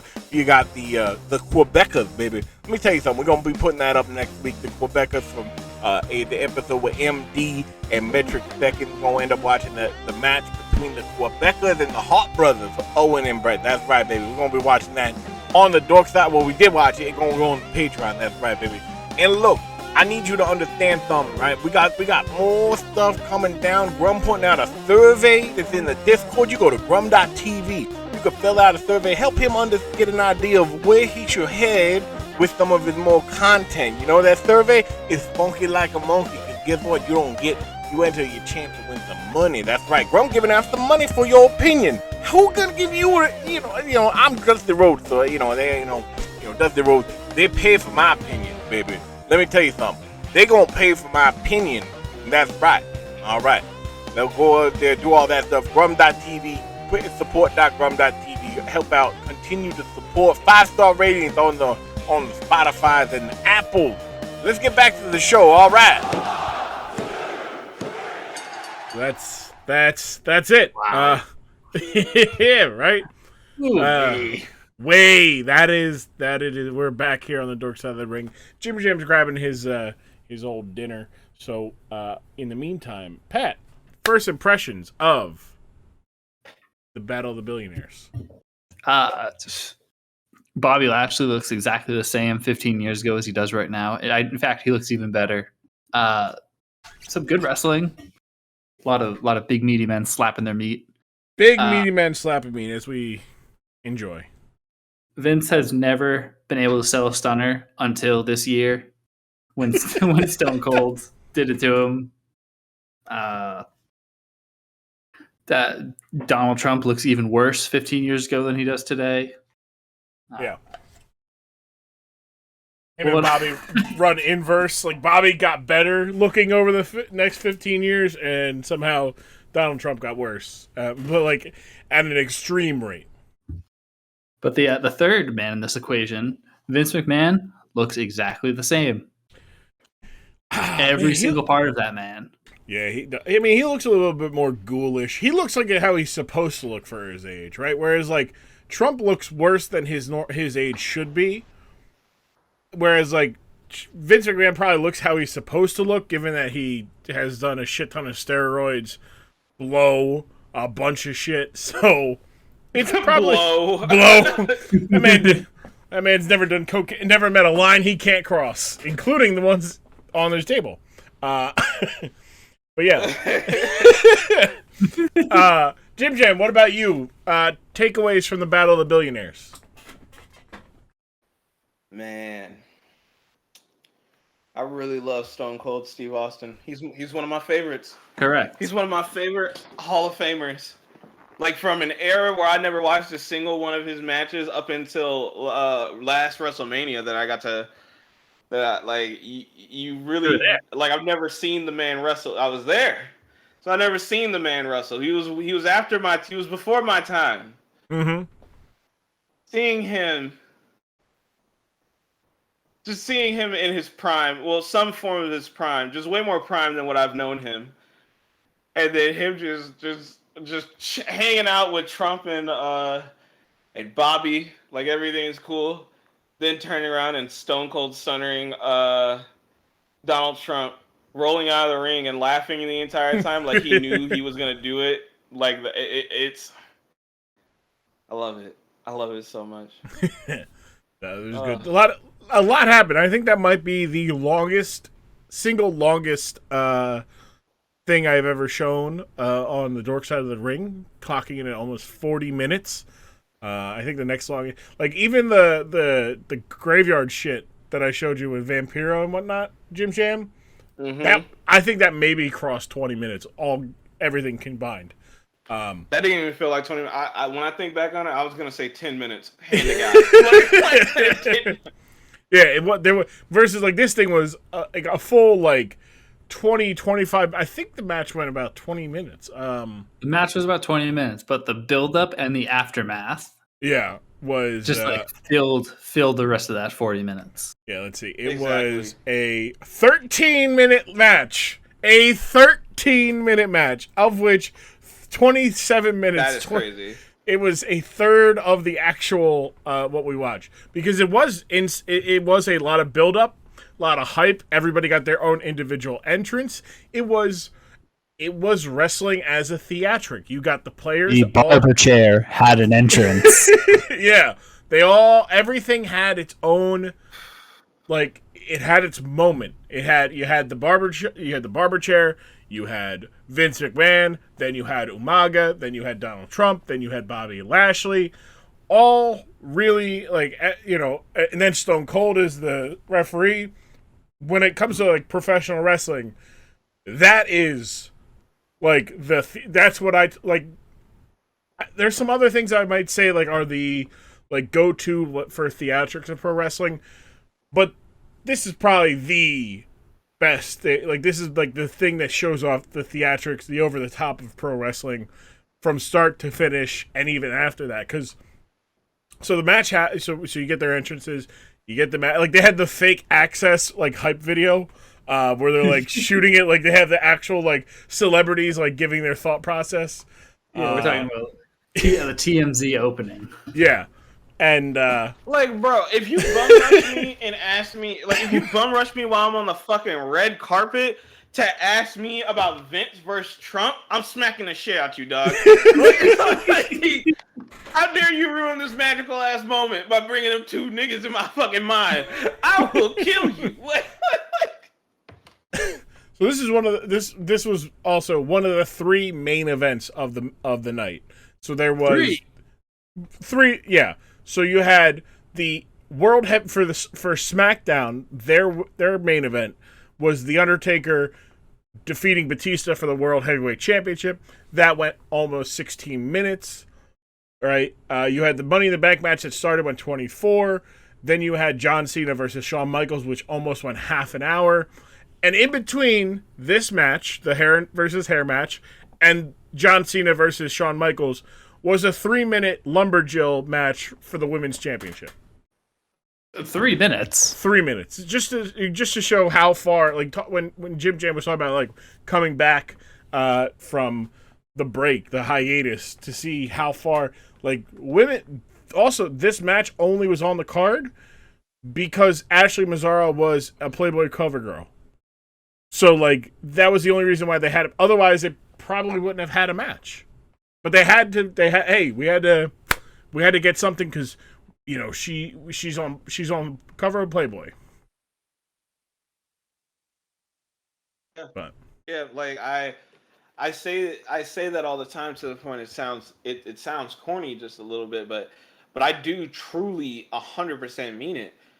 Like, women's wrestling, it fucks now. Like, it goes so fucking hard now. Like, it just didn't, like, earlier. Like, I don't, like, there's, like, some kids are gonna not understand why we would even tune in to some of these matches. yeah. Like, I'm not saying all the classics back then don't stack up to, like the worst current day women's wrestling. That's not what I'm saying. I'm not disrespecting the Hall of Fame matches that were definitely put on. That's not what I'm saying. I'm saying, like I just don't think kids are gonna really understand. Like, that was a spectacle. Like, that was a moment in time. Like, Trish and Lita main eventing a fucking Monday Night Raw. Like, that shit's not normal. Like, that wasn't a thing at that time. So I give all credit to the women who had to pave the road for us to get here. but I'm so happy I'm here. Like so happy I get to watch this era of women's wrestling. Like, and it still ain't perfect. Like, there's still obviously we got kinks that we got to work out of the system of wrestling in general, of course, but in particular women's wrestling. But if this is the best that it gets, I'm not really even gonna be disappointed because we see magic in that ring now from both genders, like from men and women, and it's just perfect. Yeah, I think when I first started watching like all the pay-per-views, I definitely was not expecting to see the women's events go as hard, if not harder sometimes, than some of the men's matches. Just because like some of them are insanely athletic and insanely talented, and the shit talking that goes on, I don't think you can beat it. Oh no, they be at each other's throats. Mind you, when I said that, by the way, just side note, when I said the thing about when I said the two genders, I do acknowledge there are other genders out there. I was just talking in the The two sense of divisions. In two WWE. divisions. Yes, divisions would be better put. Thank you, Pat. Uh, but yeah, we constantly talk about in the chat. Like we talk about Bianca Belair and Jade Cargill. They're both in their respective companies, of course. AEW for Jade Cargill, Bianca Belair for WWE. But like those two are the ones that we go back to, not just because they're fine, let's be honest, but because they genuinely like. I don't know as well about AEW. I don't really watch AEW all that much. Grum, I don't know about you, Pat, but I know Grum could definitely attest more to Jade Cargill than I can. But if I could just talk about Bianca Belair, the reason why I stuck to her when I first saw her, not just because she was bad, she was just so fucking unique, and I've never seen anything like that. I've never seen like this woman be so. God, I can't even figure out like the right words for it. She's so like unapologetically black, but just it doesn't feel like this is like going to affect her career negatively as it has in the past. With like other characters being so of their own, like being so unapologetically black that sometimes it does like fuck up their character a little bit. Um, and their chances of being like a Hall of Famer or like winning championships because they're black, and then it'll be like they get typecast into something. But instead, you have uh, what is it? You have fucking like people like Bianca Belair, where it's doing nothing but like helping her entire thing. Like legit, just it helps her brand. It helps her be more unique in the ring. And every day, another kid, like another girl, catches on to Bianca Belair, and it's just like it's a wildfire, and with good reason. She is incredibly athletic. She's so one of a kind. She's like a freak of nature, but in like the best way. And her being in WWE ring is honest to God, like being alive during her era, and we're still very early in her era, is something that people who missed it are really gonna be upset they missed it, because not an ounce of this has felt stale, not an ounce of Bianca Belair has felt like I've seen that before, like I've never gotten that vibe with her. Just incredible work. Yeah, Can't it's the can't say enough swagger and about the it. oh sorry. No, Pop, my bad. Sorry. Yeah, it's the swagger and the charisma and the unapologetically like herself that just leads to, you can tell that it's not fully a character for her. It is like her being there, enjoying it, and wanting to put on a show for people. Like when when she gave Sasha Banks a welt, whipping her with her hair, like just a crazy thing that I don't think I would have ever imagined seeing. And I think you're right. It does, when you see someone who looks like you on a giant stage, being the best, that has to have some kind of effect on you, no matter who you are. Exactly. No matter how you relate to her, regardless, and she's been very open about her life. She's done one or two like WB documentaries about her growing up. Those were all fantastic. If you really care about this woman, she's one of those people. Like, I don't know how else I can like sell you on Bianca Belair, to be honest. Like, I wouldn't know how. Like, just watch a match with her in it, and watch her just like at times legitimately just run circles around everyone else in the ring. Like, she'll do that. She'll do that with ease, from her entrance with the clothes that she makes. Like, she sews her own outfits, her own uniforms. Like, all of the things that you see her wear are no exaggeration, made by her. And she also helps like her husband and his tag team partner, the Street Profits. She'll make all their clothes too. So, like, what, like a quadruple threat? Like, what is, she's like the type of thing that's like, I don't know what this woman can't do. Yeah, From a wrestling perspective, I don't know what this woman can't do. Like, she throws some of the best punches I've ever seen. So, like, that's already what, leagues better than Shane. You know, like, yeah. it just keeps going. What Bianca Belair can do. I don't know where the can't is gonna come in. I don't know when we're gonna see it, if we're gonna see it. Yeah. But yeah, no, she's already made it. She's already certified. She's already a Hall of Famer in my eyes. We're just waiting for that speech. Straight Look, up.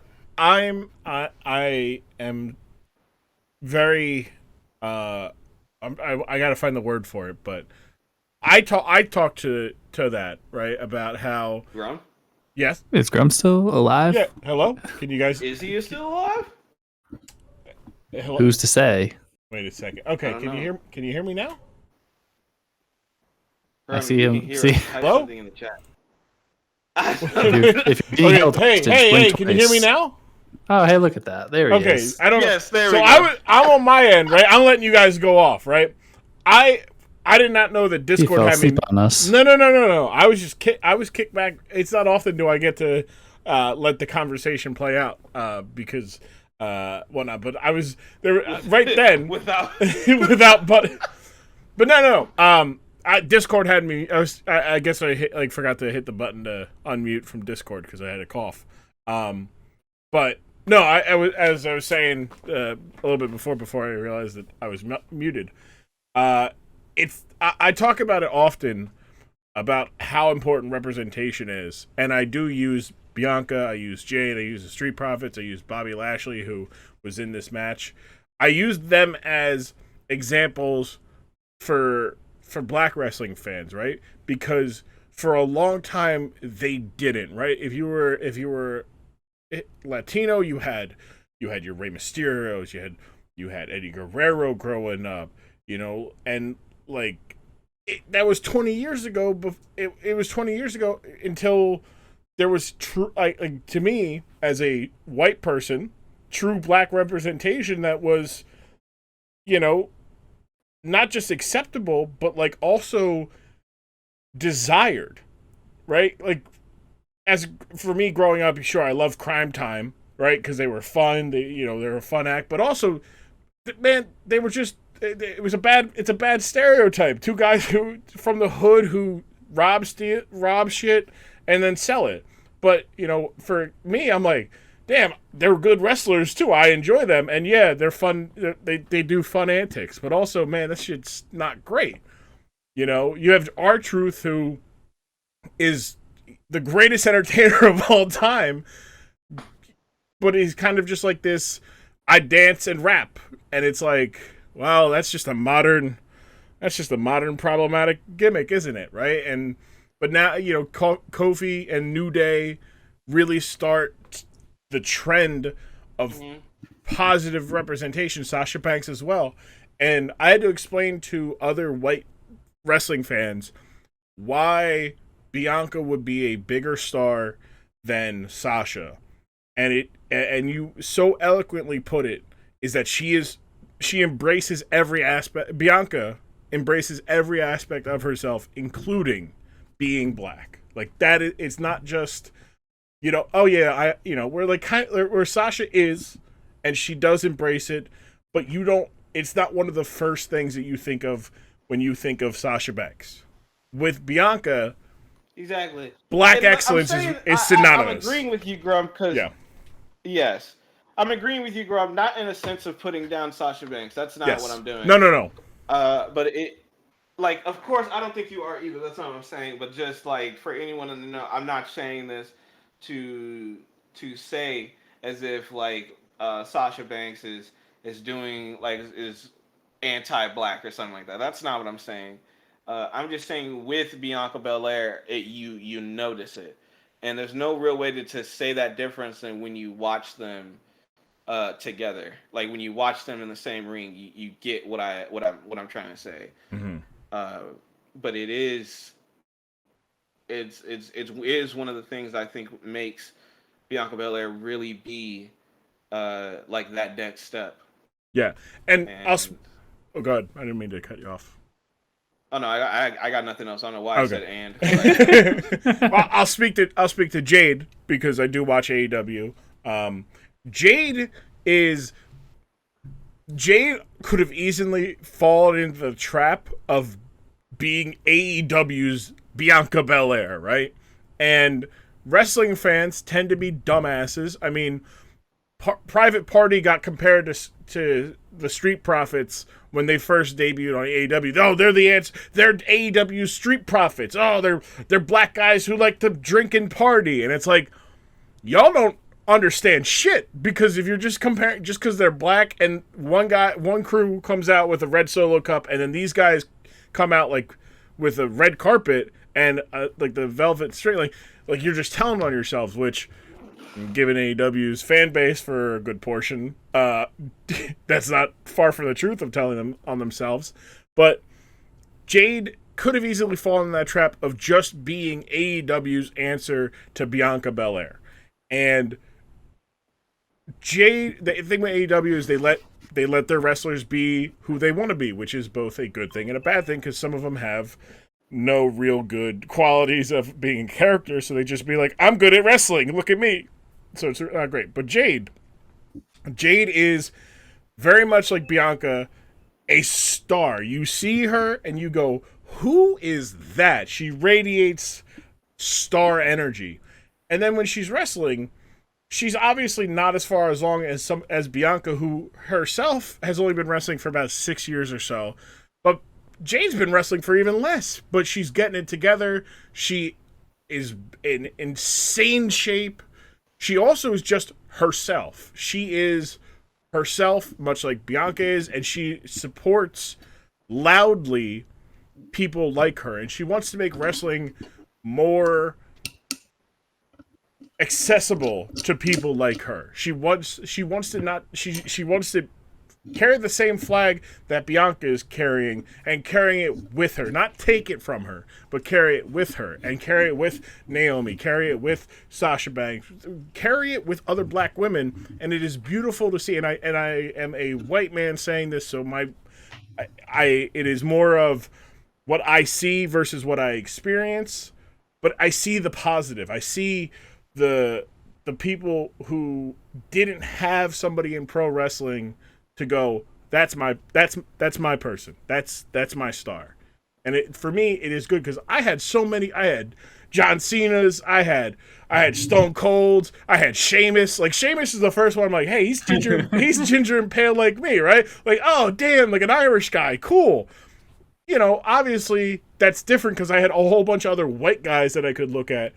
But you know, I have friends who, JimJam, you, Aaron, I have plenty of wrestling fans who are friends who are wrestling fans who didn't have people like that to grow up to. And now they're in their 20s and 30s, and now they get to be like, that's my guy. And now they're like, they go full force, and it makes me like, I get that kid enthusiasm from them of like I don't give a, like, that's, yeah, let's go, that's my guy. And it feels like rejuvenating, because it's making wrestling fun again, because wrestling was a lot of fun when everybody was going, fuck yeah, Stone Cold, fuck the boss, yeah, that's great. The Rock, yeah, tell the boss, yeah. When everybody had somebody to root for, wrestling was really good, right? It wasn't just that they had one guy or they had two guys. They had multiple guys, right? Where, yes, we can all like Roman Reigns, but some people are not going to identify themselves in Roman Reigns or Seth Rollins or Becky Lynch or Bianca Belair, but they all will have, but somebody will be able to identify themselves in somebody going on. And I'm just using WWE people. AEW is the same way. Like they're starting now to do a little bit better where they can, you have your, the Whites have their people they've always had, but Keith Lee and Swerve Strickland, they just won the AEW titles, becoming the first black tag team champions where both members are black. Scorpio Sky was the first, as well, first black TNT champion. You have representation in wrestling, and it's very good. And it's not just on the big screen. Like, you have independent ones. Enjoy Wrestling out in Pittsburgh is, I tell this to all my friends who are looking for inclusive spaces in pro wrestling. Enjoy Wrestling is that. Like, I love Enjoy Wrestling, and I just want to, I will take every opportunity to give them props for what they're doing for wrestling. Well, you make a really good point that I didn't really think about until you brought up about that kind of kid energy that you get from watching wrestling. Mm-hmm. I kind of feel that with this is a new thing that I haven't really experienced, but you can, when you're in a community of people who all are enjoying the same thing, mm-hmm. and hearing them get hyped for their guys and you getting hyped for your own guys, and it all being this sort of collective chaos, enjoyment, fun, kind of brings you back to those being a kid and seeing these new things that you've never seen, kind of like watching a Fast and the Furious movie. It's this is dumb, crazy entertainment, and we are all going nuts for it. Yeah. It's so, and it's important too. I my girlfriend, she likes pro wrestling, but she loves women's pro wrestling, right? So at Wrestlemania, this past year, night one, Bianca gets this incredible entrance, right? And you can feel the emotion radiating from Bianca. And then, my girlfriend, she's hooked into it because she's like, fuck yeah, women are kicking ass. But also, she's hooked into it because Bianca's so goddamn likable. You want to root for her, right? And that's kind of going back to the thing is she transcends just being she's for everybody, right?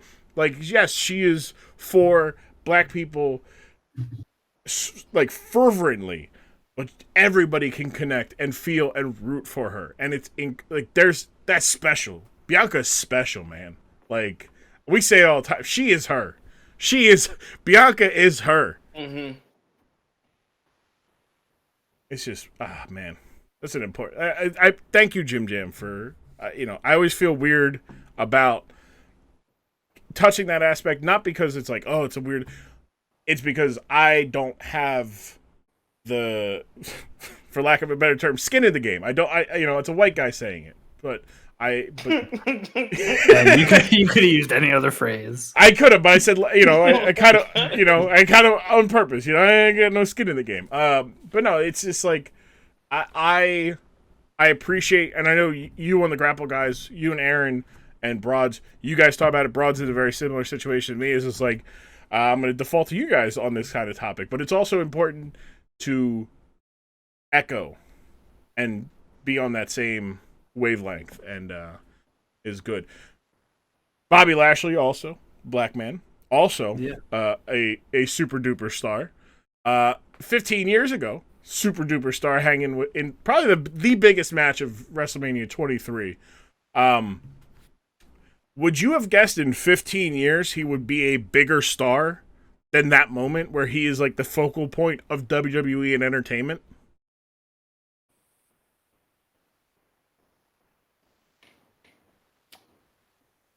Either one of you.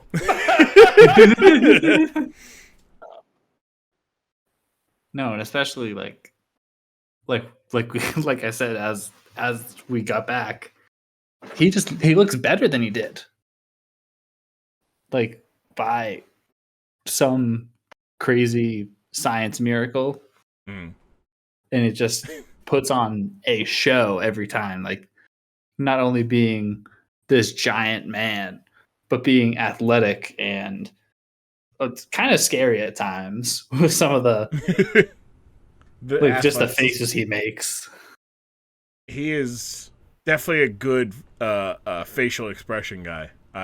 When when Shane McMahon was throwing them weak ass punches, and he just fucking eyes bugging out of his skull. It's like, uh-oh, Shane's dead. And then Umaga obviously saved him, but yeah, no, those fucking faces, man. There's the one thing that he's always had. I think a lot of the other stuff has kind of come along with time. But man, that guy's on top of wrestling right now. yeah, that's that's the face. Is just, you fucked up. His body is just more intense. Like, yeah. Any ounce of baby face that was left in his face got pulverized over the years. That's all that's changed. Could you imagine? Now he just has death in his eyes now. He's just crushing everything in his path. Do you think that Bobby Lashley could be in a similar role as Terry Crews was in Everybody Hates Chris?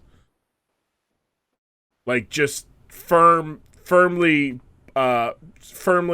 respected black dad in like a sitcom. I'd take him out of WWE, put him in a sitcom. I think he could do it. I think you could probably say that about a lot of people in the WWE universe. Like because at the end of the day, like, yeah, it is fake, but like there's acting to it. No, it is scripted. It's scripted. I apologize. I'm about to ring you the fuck out. You goddamn Boston string bean. I was about to ring you the fuck out. It's scripted, so like you have to have people who can deliver on those like storylines. And so I think you could probably put a lot of wrestlers into those sitcom situations, and they can hit all those same beats. And I think Lashley absolutely would be a strong, respected dad on any television show. Yeah, I saw the that GIF that you posted, Pat. I'm just like, no, that's definitely like, hey man, don't talk to your mom like that. And then hey, it's like, you know what? I never talked to my mom ever again, just because I wasn't. I'll never speak again. I'll never speak again. Yeah. So the other thing. So I want to get back to the actual hair versus hair match. Absolutely ridiculous that like what everybody would become basically. Like it's just this weird. It's a time capsule because it's like when Donald Trump runs for president, like this doesn't get brought up at all. Like it's never brought up that he was like attacking Vince McMahon at WrestleMania. Nothing. Never. And I feel like it should have been. I feel like it should have been like, maybe not like, it should have been a detractor as well. It's like, y'all really going to vote for a guy who literally took part in WrestleMania? Like, this is wild. Like, also, you're responsible. So at the time, yeah, this is 2007. Yeah, how bad / how publicly bad was Vince like seen? Oh, you mean like compared to like today? Scandal wise, or like what kind of like horrible things were kind of in the light at that time? We knew he was responsible for the death of Owen Hart. He ruined my life. We knew he would make several female talent, like put them into like promiscuous spots on air with him. Okay. Where he would like make out with them or bark like dogs. We knew that he Well, I guess we didn't really know he kind of helped cover up the Jimmy Snuka murder. Yeah, man, the steroids was like never like confirmed or denied, but kind of was confirmed, but wasn't. There were man, publicly it's tough because like there's things that like he was sued for sexual assault of a tanning salon attendant, but like that never got out like deep, but like it was known. Like Okay. he a lot. I mean, things got worse as the internet grew and grew. But like for me, somebody who was on the internet as a wrestling fan around this time, like I knew that Vince was not a good guy. But at the time, I'm like, oh, Vince is not a good guy in the same way that most rich guys aren't good guys. Like, there's no difference between in my brain. There's no difference between Vince McMahon and like Scrooge McDuck. Right, like that's how. Like he's just like, oh, he's just greedy. He likes to keep his money, you know, and he likes to use his money to humiliate people. Like that's how, 2007 to about maybe 2013, Grum thought of him, and then that's when I'm like, oh wait, like oh wow, all right, he's doing a lot of bad. Okay, all right, oh wow, okay, because like 2007 me is like 15, so like I'm in that range of like, all right, I'm gonna get to know like about I kind of want to be a wrestler, so I'm gonna do Google wrestling school, and then you find out some things. You're like, maybe I don't want to be in wrestling. All right, we'll try, we'll go, but maybe not. Wrestling not the greatest thing. There was also Vince had said, "What's up, my N-word?" on pay-per-view. That one was. Yeah, I have seen Yeah. that clip. Yeah. My nigga. And then fucking just like Cut the Booker T. John Cena. Cut the Booker There's T. some things you just don't forget for some reason. No. John Cena and Booker T. Yeah. He said it to both of them? Well, he said it to John I Cena, don't know. and then it cuts to, as he walks away, Booker T and Sharmell going like, "Tell me he did not just say that." And then that's it. That's all the segment was. Exactly. Which I can't believe it. Which, given that Booker T has said the N-word also on pay-per-view, was in a weird poetic irony. Hulk Hogan, we coming to get you, nigga! and after we get them, Hulk Hogan, we coming for you. And then like he immediately head in hands. Sherry Martel's like comforting him, like, no one's gonna remember this. You're good. No one. You're good. You're fine. But yeah. Not like there's a piece of technology built entirely for the pure concept of remembering shit. Right. Not a single one. The last thing I want to tell a little bit real quick. The story of how Donald Trump got to the spot where he tackles and beats the shit out of Vince McMahon. JimJam, in your estimation, do you like your odds against Donald Trump in a fight? Let me tell you something right now. When Donald Trump was the president, the day that he got elected, I believe I almost tweeted out, at Donald Trump, I will whoop your ass in a cage match. Now that I've seen him throw punches, I will give him a gun, and I still like my chances. That's how much this nigga's punches sucked ass.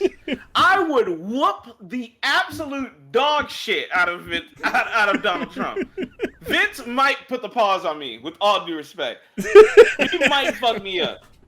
Donald Trump don't got an ounce of muscle on him. I am sleeping him. Like, actually, JimJam, I do not think you stand a chance against me. like, Bobby Lashley. wow, like his chin going crazy. Like So I trained with the best martial artists in the world, the very best. no. So let me give you some backstory about how that came to be. So they wanted the spot where he punches Vince McMahon, right? They would just twist him around and punch him, right? And Michael P.S. Hayes, who is the most ridiculous human being that has ever walked the face of the earth by fashion sense, shows him how to throw a punch, right? And Donald Trump is like, So you don't actually punch him. No, Donald, you don't actually. You just you throw your elbow out, and when you do the. Okay, and so he's doing it, and he's throwing, and Jim Ross explains it I think it's Jim Ross, or maybe it's Bruce Pritchard. The absolute worst fucking punches of all time. Horrible. They don't come close to connecting. They don't look painful. Vince is like, no, Donald, lay it in. Like, get it closer. And so Donald then he's like, no, Donald, actually punch me this time. So he punches him. And they're like, how does that look? And, like, the camera guys are like, like, that doesn't look good. And he's like, Donald, stop being a pussy. Throw a punch. And he's like, God, I don't want to throw a punch. I might break my hand. Like, his whole, like, do it. And it gets to, like, 35 minutes before people are let in. And they're like, fuck it, we'll do it live. So they come right before they go out, Vince tells Donald, hey, when it comes to that spot, tackle me and just keep throwing them. So that's why he's actually connecting with Vince McMahon's forehead and his skull.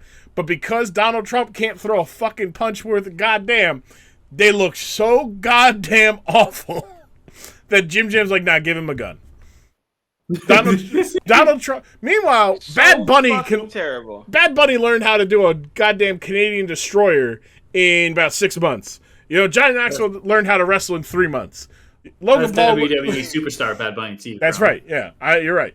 But like, this man couldn't learn how to throw a punch. A punch. What the like? It's hilarious. He doesn't understand how weather works, Grum. You're right. I don't. Like, bro, this is like a fucking moron. Like, some of the worst punches I've ever seen. Like, and this was him in his prime, I guess. No. Imagine him trying to punch me now.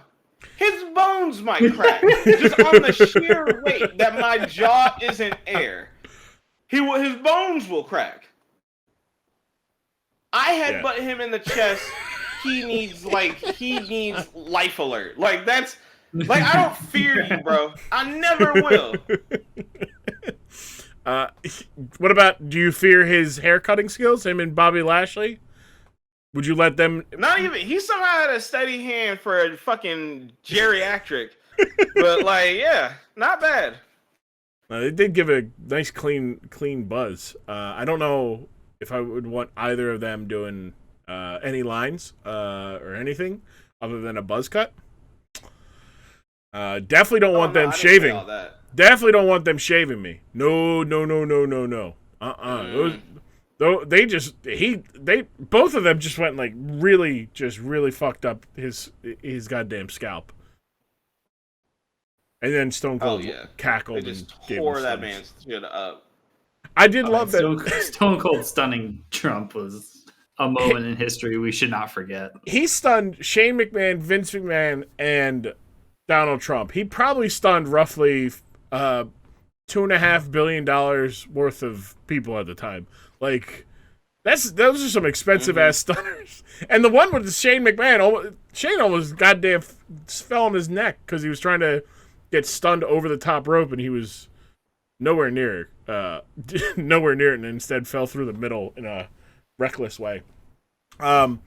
Last question, but would you run it back? Would you go double or nothing? This time he put Shane's hair on the line.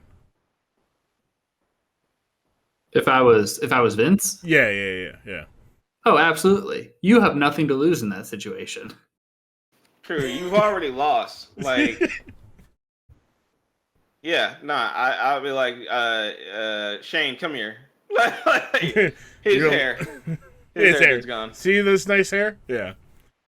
Man, we could have had bald Shane. Who knows? Oh, and Bobby, real quick before you fight MAGA, pow! Big shoot in the knees. Ring the bell. Man, that's okay. Because I like gotta go. Yeah. Right now, Grum. Yeah. All good. With this. Imagine an angle in wrestling that actually involves someone getting shot. Like, obviously not for real shot. Shocked it hasn't Although been it done. would be hilarious. I got one for you. But I It got hasn't one. been done. I'll tell you. I got it for you. I'll tell you off air. I got it for you. Don't worry. It's good. It's good too, JimJam. Yeah. Real quick, JimJam, plug your stuff on the way out. I do have to go. Oh, real quick. Please listen to our podcast, Grapple Guys. It's me, Elbraz, and Aaron. We talk about modern day events of wrestling, or at least we try. We try to get to that, but sometimes, we don't. We just don't. We just don't. You Cozy can Dude find him on 97 Twitter at Squirt Angle. At Squirt Angle. No. You can find me on Twitter at Cozy Dude 97. You'll see a picture of Michael Irving looking into a mirror because it makes me laugh every time I look at it, and that's why I'll never get rid of it. It's a great photo. If you see me on Discord, No, you didn't. mind your business. No, you didn't. Yeah, mind your business. Yeah, mind Leave your me business. alone. Exactly. Yeah. And the last thing I'll say, there was actually a period of time where I, like an idiot, followed my my Pinot account. So every once in a while, we get retweets of filth that I had retweeted before. Like I didn't think that through. So there was a period of time where you could have easily traced back to that Twitter. Before I was like, wait a minute, this is a dumb idea. What? And remember, if you see JimJam at Freaknik 2022, no, you didn't. And you certainly did not. You didn't. No, you didn't. I might have some toes in my mouth. You need to mind your business. All right, bud. Go ahead. Get out of here. Go. Thank you, bud. Love you. Thanks for coming on, bud. Later. See you, JimJam. Love you. Thank you for letting me stop by. Hell yeah, brother. Can't wait for more of these. It's so good. Anytime. See you. All right, Pat. Take away from everything you saw, because this was your episode. This was me and JimJam knew this. We were bringing you in the fold to be like, you need to understand where wrestling has been, how ridiculous it has been. What is your final takeaway from this episode of The Dork Side of the Ring? Every time I listen to this podcast or watch any wrestling, old or new, I never know when they're going to jump the shark. And every single time, oh, hey, look, they jumped the shark again, but we're still going. And that's just the beauty of scripted sports entertainment. And I encourage anyone to get into it, whether you're going to be all in, rooting for your guys, or if you're just watching the chaos happen. Because, oh my God. It's great. It is absolutely bonkers. I mean, they somehow find ways to both raise the bar and lower the bar simultaneously. Yep. Like, it is... I explained it... When I explain why I love wrestling is that wrestling can be so many things at once. It can be horrible. It can be gratuitous. It could be great. It could be artistic. It can be entertaining. It can be all these things all at once. And it's hard to find anything that's like that. So would you have got... I got one more question. Going back in time, you right now, Duff Guy Pat, right now in 2022, you get to go back 15 years, and you're given an opportunity to sit front row to this. You doing it? Oh. I mean, I know you were already there, the Paul Pierce wear, but that guy was a little short, so I don't think that was quite you. Yeah, that was pre-longness.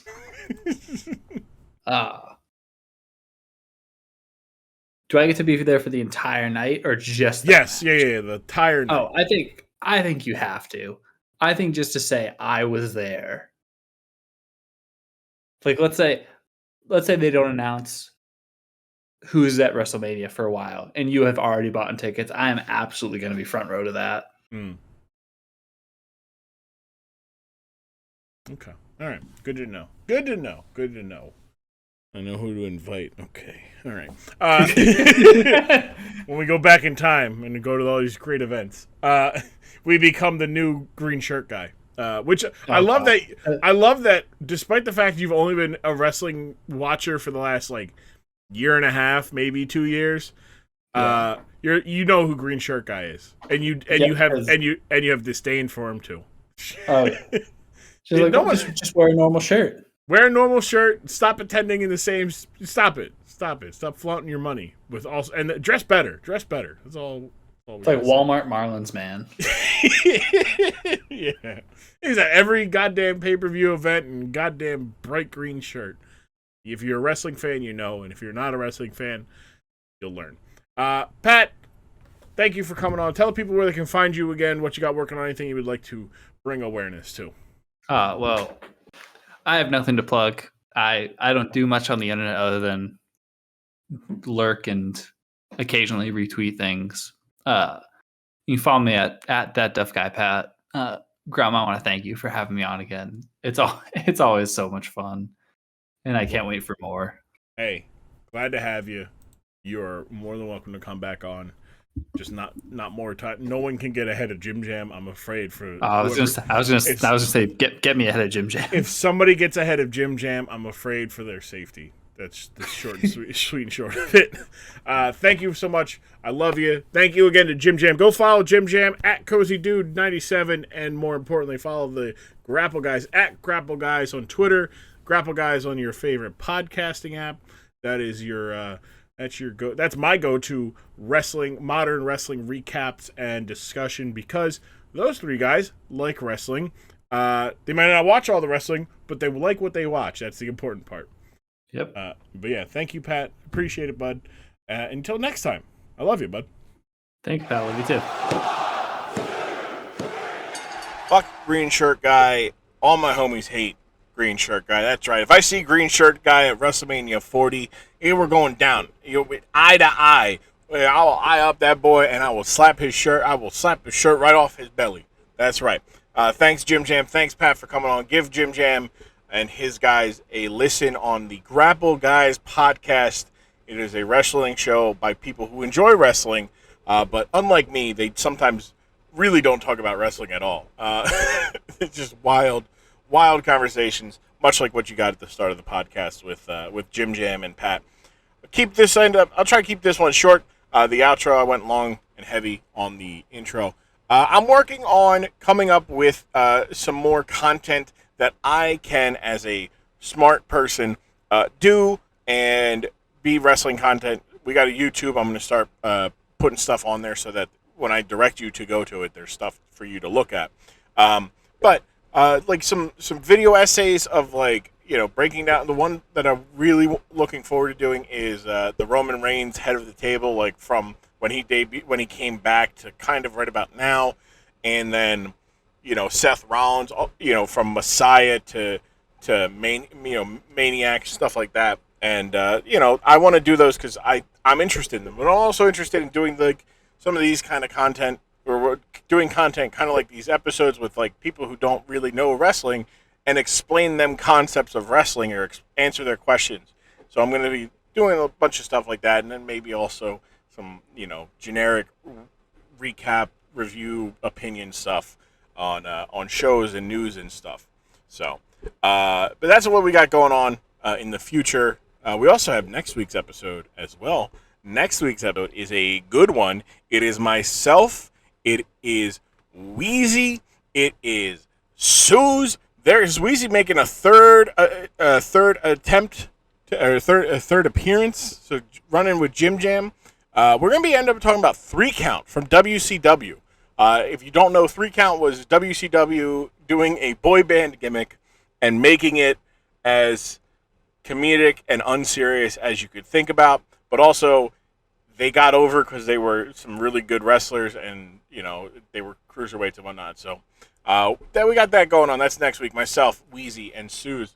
After that, it is myself, Biomar, and Dorky Owl talking about Shane McMahon and Kane's feud in 2003 that involved so much over-the-top violence and just insanity. So we're going to be watching that. and it's going to be a good one. After that, we've got more stuff coming down the pipeline. But thank you guys for hanging out, listening, being a part of this show and the community. I appreciate that. Go to grum.tv to be even more part of the community by going to grum.tv, joining the Discord, and just being there. I ask questions. We do dork side stuff, wrestling stuff, video game stuff, all that stuff, all the fun stuff, and just be a part of that. Go to support.grum.tv to be a part of the Patreon. For as low as $1, you can help me with costs of doing these things and such, and making content and things. It goes right back into the community. Also, go to Dorkside Ring on Twitter and Instagram, and also go to I Am Grum on Twitter and Instagram. You can go in there, follow me, help me out, leave a 5-star review on the podcast on Apple or Spotify. Appreciate that. Thank you so much. Also, I have if you are in the Grummunity, the Grum.tv, the Discord, I have a survey up that if you fill out will enter you into a raffle to win some money. That's right, cold hard cash or digital cash. Same thing. But yeah, do all that stuff. Thank you so much. I will see you guys next week. It is myself, Suze, Big Wheezy XL himself, talking about the 3-count stable from WCW. It is a good one. It's a grand one. And I will see you guys next week here on Dork Side of the Ring Podcast.